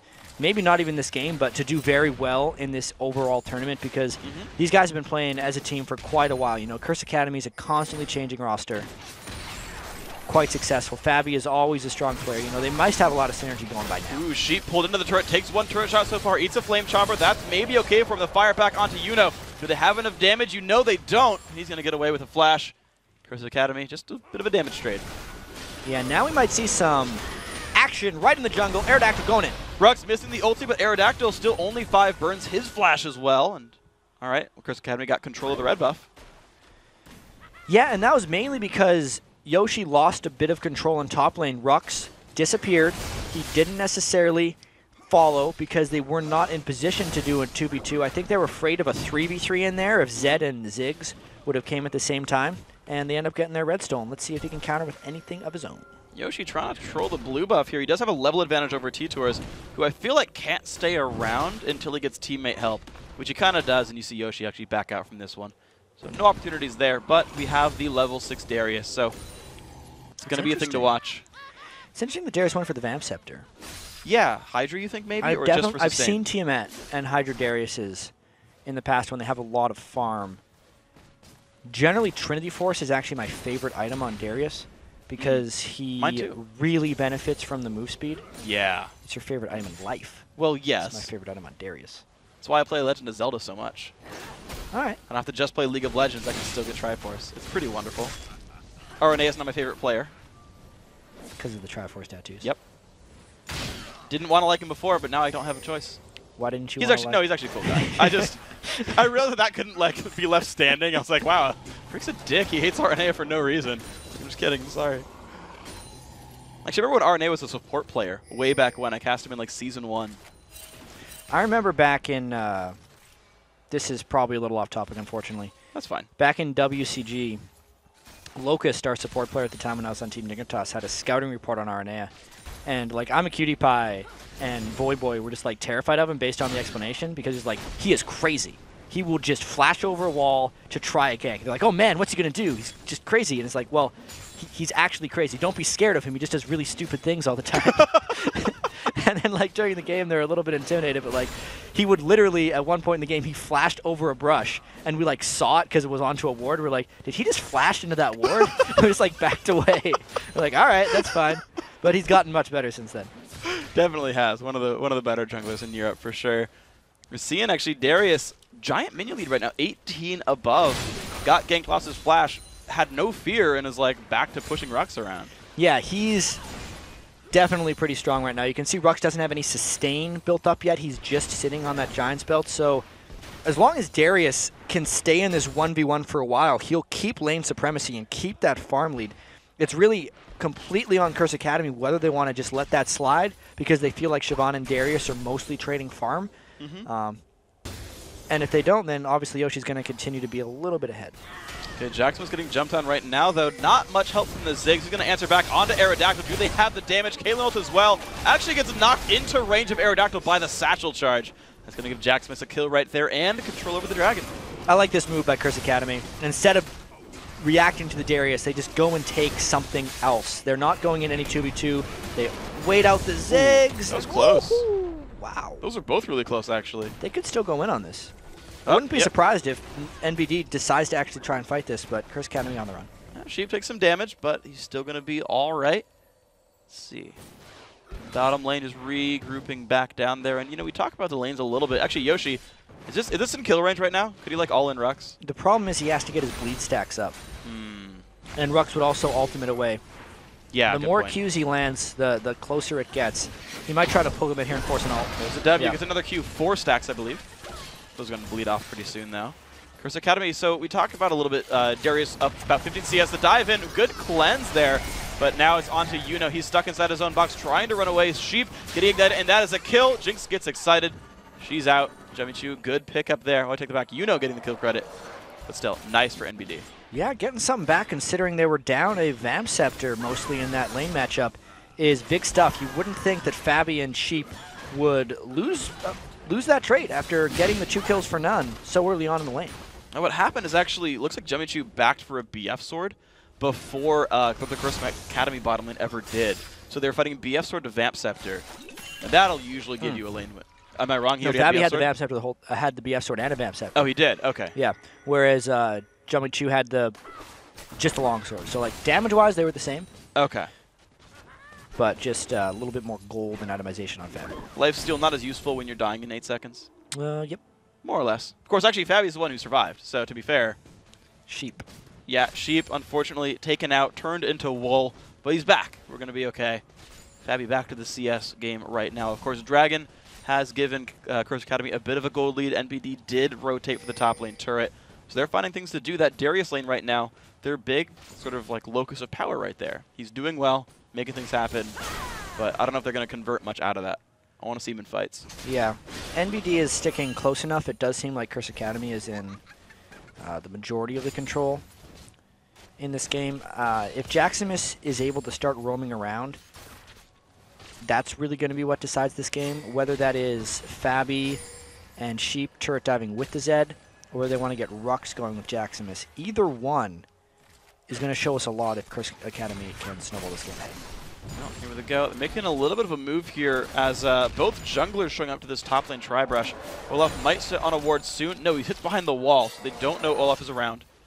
But he gets pinged danger. Looks like we're okay for now. Yoshi taking a bad trade right now against Rux, but will he come back in? He's got the bleed stacks. No, the ulti in. Yoshi forced to run. Ignite is on him as well. Rux is bleeding, but he's going to be fine. I'd say it's a more interesting top lane than usual. Yeah. Just they're because fighting Darius. They're trading a lot of damage with each other. You know, Darius, I think, is the first champion with a recall animation. Really?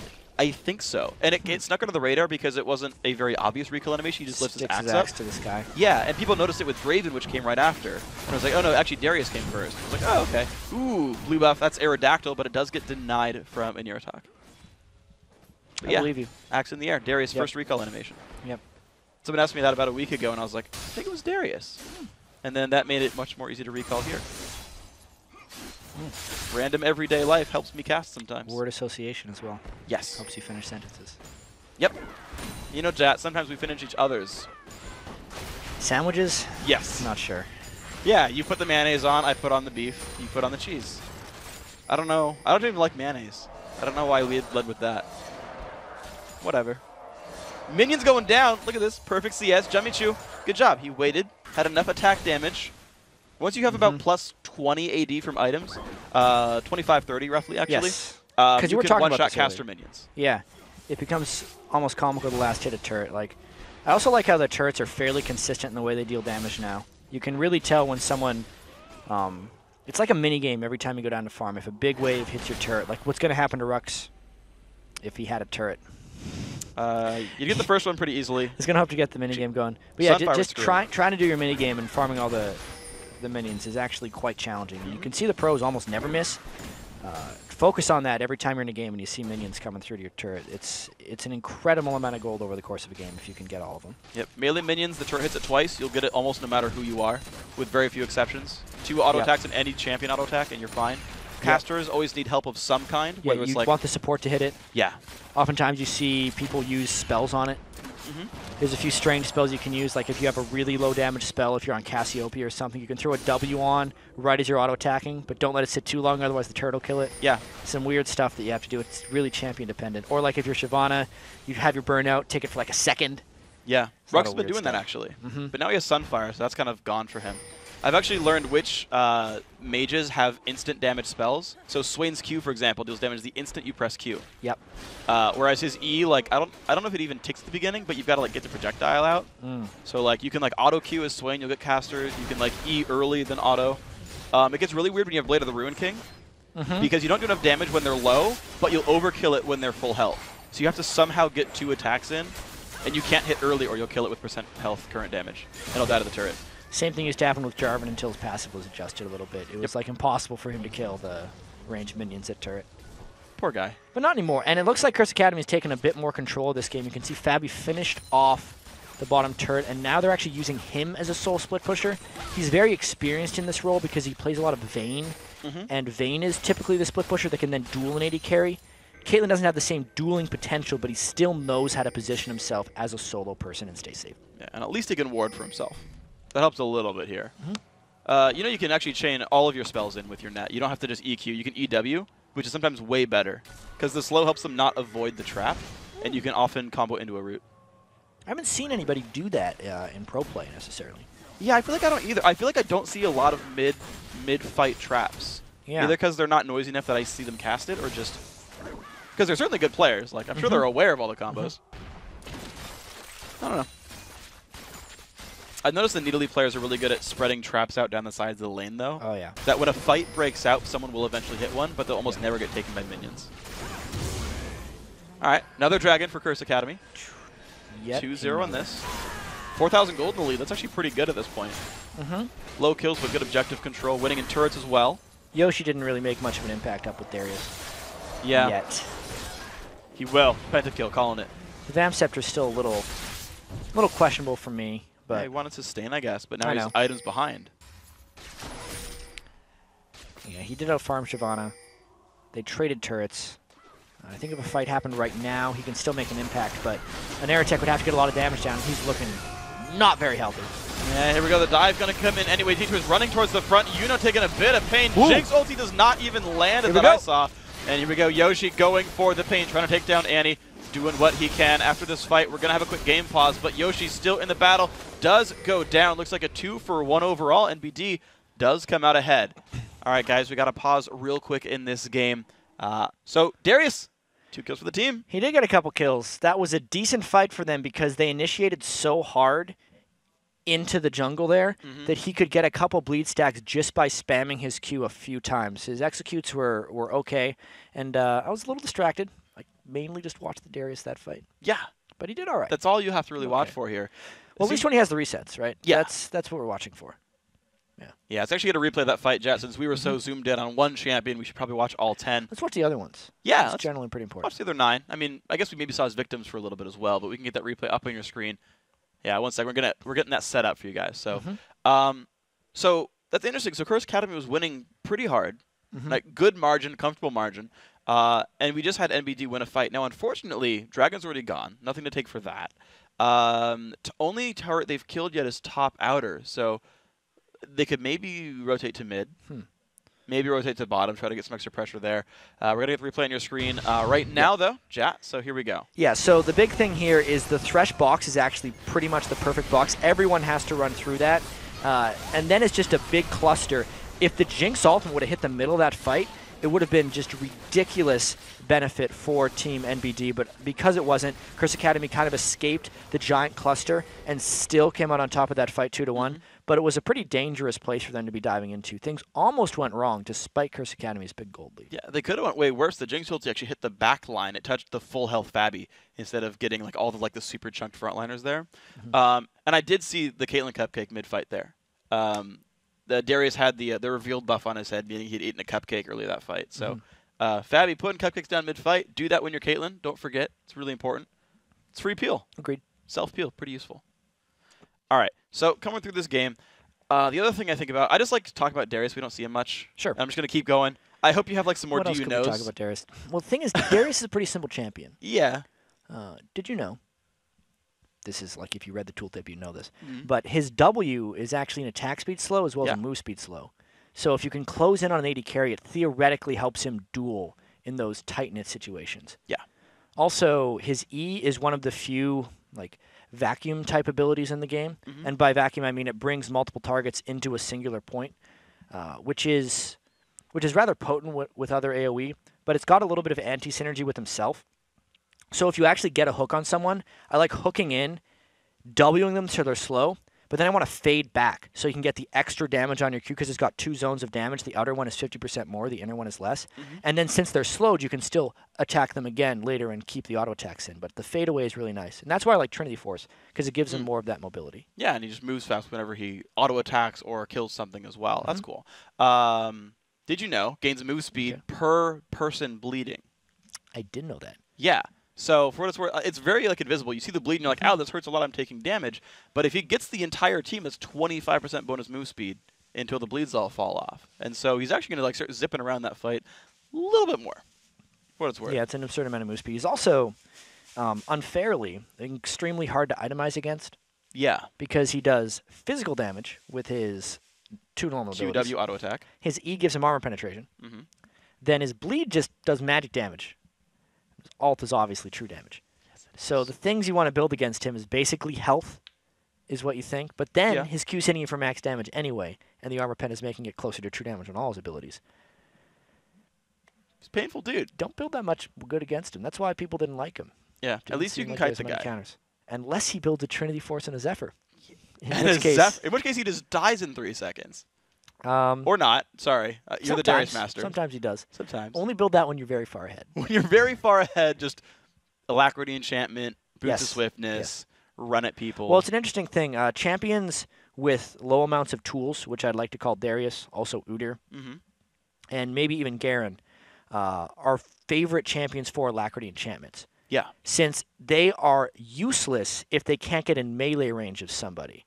So therefore, move speed to me is just catastrophically more valuable than other itemization, which means I almost always build Alacrity Boots when I play those champions. I remember playing against you in the beginning of our Season 3 playtests, and you would rush Boots to an Alacrity Enchant on Jungle Udyr, and it's like 10 minutes into the game, it's like your only item. Yeah. Right? And you're just like, he has like 400 move speed without Bear Stance, and I'm just like dying all the time. Yeah, it's really good. I'm Ashe and sad. Yeah. Yeah, thanks. Sometimes I did Swifty Boots because it would reduce your slow percentage. So oh, it's true. It's like Boots 2.5 with the enchantment. Yeah. So then I'm even less useful as Ashe. Thank you for being a jerk and countering my champion with your items. I hate you. Anytime. Yeah. Other interesting things, like as we talk about sort of the new items coming into the seasons, I guess it makes sense. I didn't think about it, though. One of the Cloud9 players was talking about how they're playing less Ashe because you pick up Mikhail so often now. That I think it got cheaper, if I recall correctly. It got way cheaper. Yeah. It's like 2,000 goldish now. I want to say it's even cheaper than that, but I could be wrong. It's like 2,000 or 1,800. Fairly cheap overall. And yeah, I mean, 3-minute cooldown is long, but you only get that many miracle arrows per game that he's like, oh, you stunned our AD carry for 5 seconds. No. Yeah. And it worked really well in that case. I remember the active getting moved around a little bit. So it's now flat plus % of max health. So it's not like a It is a bait in that like you want to bait someone to overcommit, but it's not a like missing health heal like I'm trying to think of missing health heals and I'm blanking. Missing health heal. we Soraka have is a any? missing health heal? Yeah, she does now. Yeah. I think that's most of them. I don't think we have any. We generally have like missing health executes. Yeah. And just now we have missing health heals. Yeah. And it's pretty much just on Soraka. Okay. So, but for what it's worth, that baiting's been kind of fun. It was actually really good to me. I like the item because if I'm getting like Alacrity Boots and like Talisman of Ascension, I'm already at CDR cap, and I'm like, but I really want Chalice. And now it builds into something other than Athene's. I guess it always had, but Mikhail's really good now, and I can feel good buying a Chalice on like Janna or something. So, our fancy stat people, Karma has a missing health percentage heal. Yes, she does. Yeah. Mantra W. Yep. It's a lot of health, too. It's like 20% missing both ends. Yeah. Yeah. So it's maximum like 39.9% or something if you're like a sliver when you used it.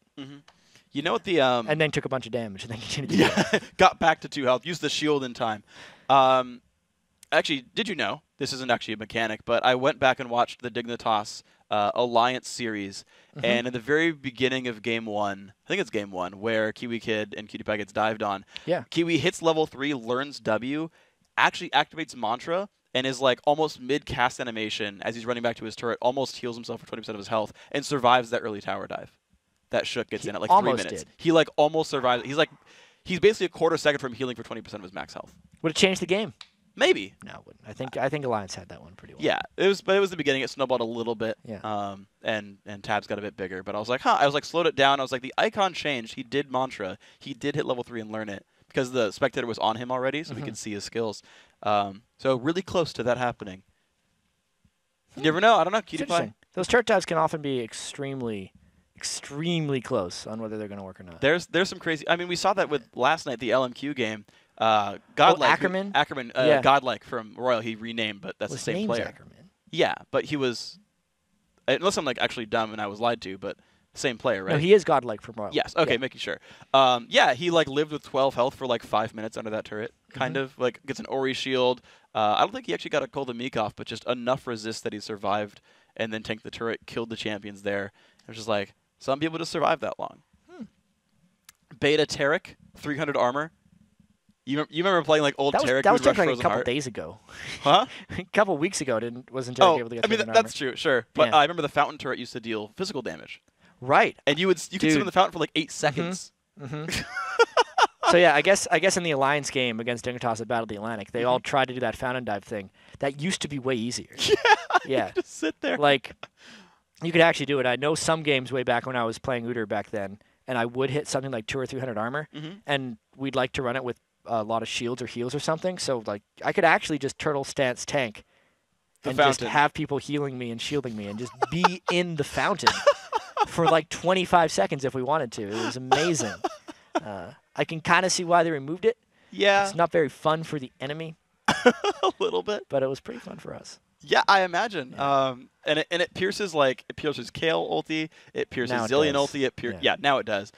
Pierces GA, everything. You can't even shield like damage. No. So if you thought you were gonna like blitzcrank passive, no. None of it. It just like I agree with the decision overall.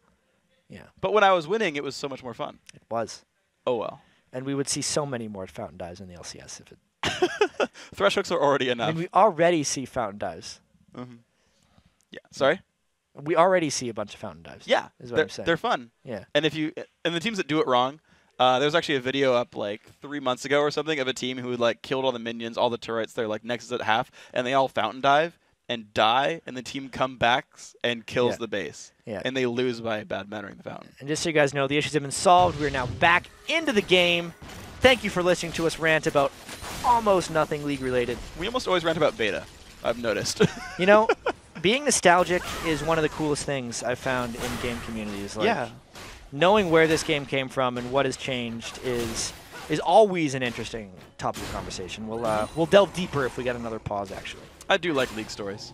They're really enjoyable. Just all the old like sit on the porch, listen up stories.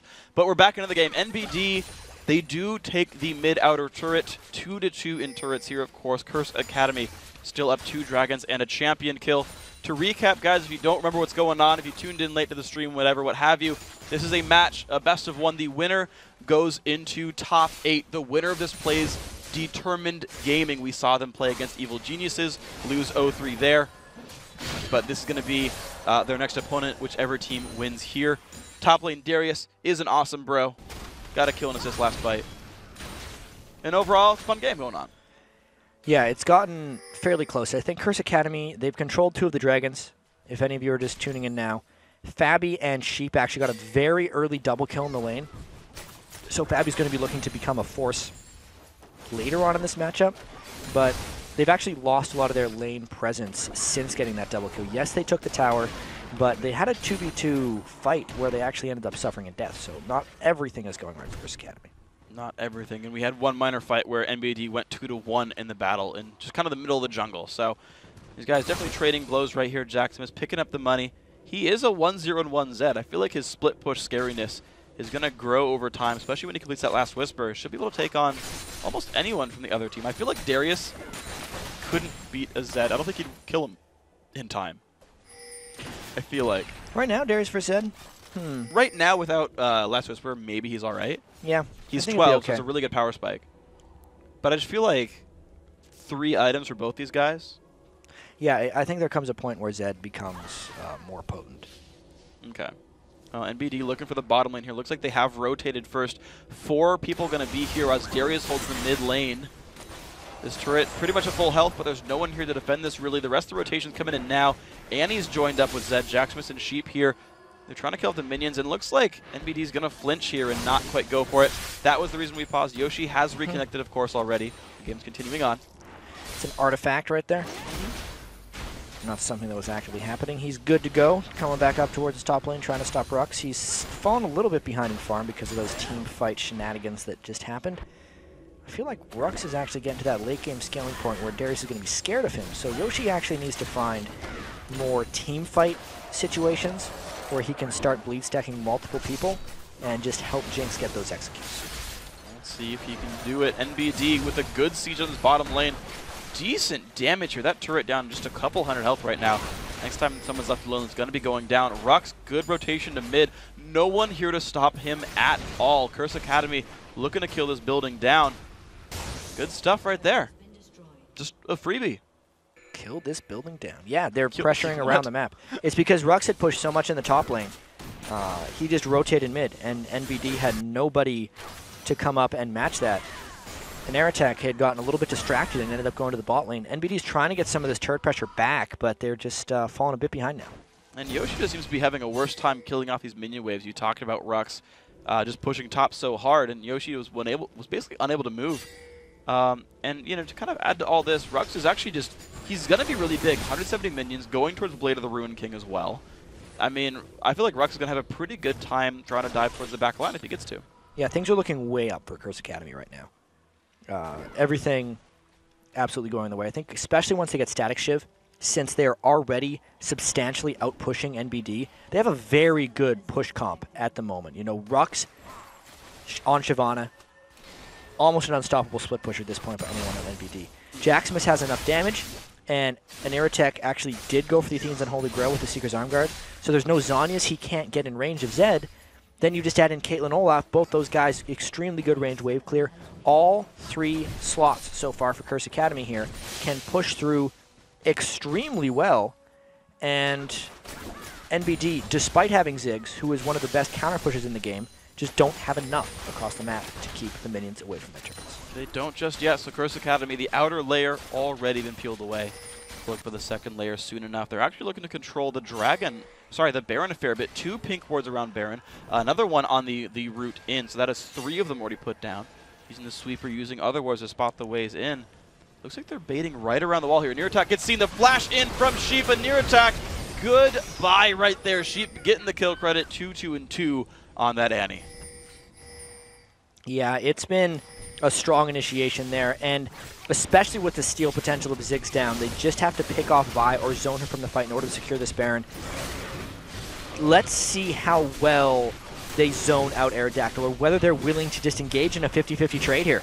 Let's see what they do right there. Vi is nearby. No one's probably going to zone him out. Of course, his team's still here to go for this one. To jump over from Zed, goes for the ulti. Can they one-shot Vi in time? Health bar still going down for Curse Academy, but they can turn back in this one. Jackson flashes over the wall. Jinx ulti's going to claim a kill. but it's Baron in a 1-for-1. Yeah, they were just able to get that Baron. Good job killing Aerodactyl. It does seem like the connectivity issues continue for Yoshi. In the past. No, they're still happening. He disconnected during that fight. There's the online rules as well, since these are played online, that if you only get 10 minutes of pause time for these guys, and I believe they've went close to through it. So if he has connectivity issues, it is the individual's responsibility as far as these rules go, unfortunately, to hold their own connection. And it seems like he's reconnecting in a little bit more often than MBD would like. They were losing when it started, but it has persisted. That's a fair point. Okay, so we'll see these guys can regroup from all of this. A 7,000 gold lead, though, puts Curse Academy in a pretty good spot. Set up the wards, set up the play, traded kills, got rid of the enemy jungler, and gave themselves a high percentage smite here. Randuin's Omen plus Ancient Golem here on the Olaf jungle. They've got a force to dive with. They've got an AD carry who can sit there and put out the damage from the back, and a bunch of menacing split pushers. Curse Academy, pretty well-rounded lineup right now. Yeah, Curse Academy looking to shove in as many lanes as they possibly can. It's about an 8,000 gold advantage. Yoshi reconnects again. Very on, unfortunate. you can stay back this time. I believe. Just gotta believe. You believe hard enough, and they show back up. You gotta believe pretty hard in this case. They are down substantially. Darius, even if he wasn't having connection issues, has a very weak late game when compared to Shyvana. All the pushing advantages are accumulating for Curse Academy. The Baron is up. These are very hard things to come back from if you're NBD. Definitely are right here. Curse Academy still putting the pressure on. Sweeper used to get rid of some of these wards, make sure that jungle is blacked out as they go for that second ring of turrets. They're still at 3 right now, but 4, 5, and 6 are right in front of them. Zed in the bottom. Shyvana with the rest of the team up top. Aerodactyl not quite finding a fight right here. Yuna's going to go in, finds the pull. Teacher is going to pop the ulti to get away from this one. So Olaf is safe, but loses a cooldown. That was kind of cool looking. Yeah. The Death Sent is just kind of disappearing as soon as it almost like it got zapped or something. Yeah, it's the new particle when you remove death it. particle, yeah. It's awesome. Yeah, I like it a lot. It sort of shatters with Thresh Green Mystic Energy. Ooh, Sheep gets pulled up there. Oh, could nice see a play big backwards. fight here. There's a good Timbers. Goodbye, Fabi gets the kill picked up. Pretty easy one, all things considered, for Curse Academy. Maybe Yuna shouldn't have gone in that one. Unfortunately, that whole jungle was warded. It's really hard for them to get control right now. There's pink wards in the jungle. The catch potential of Sheep is too high, and they just cannot seem to get Yoshi back in this game.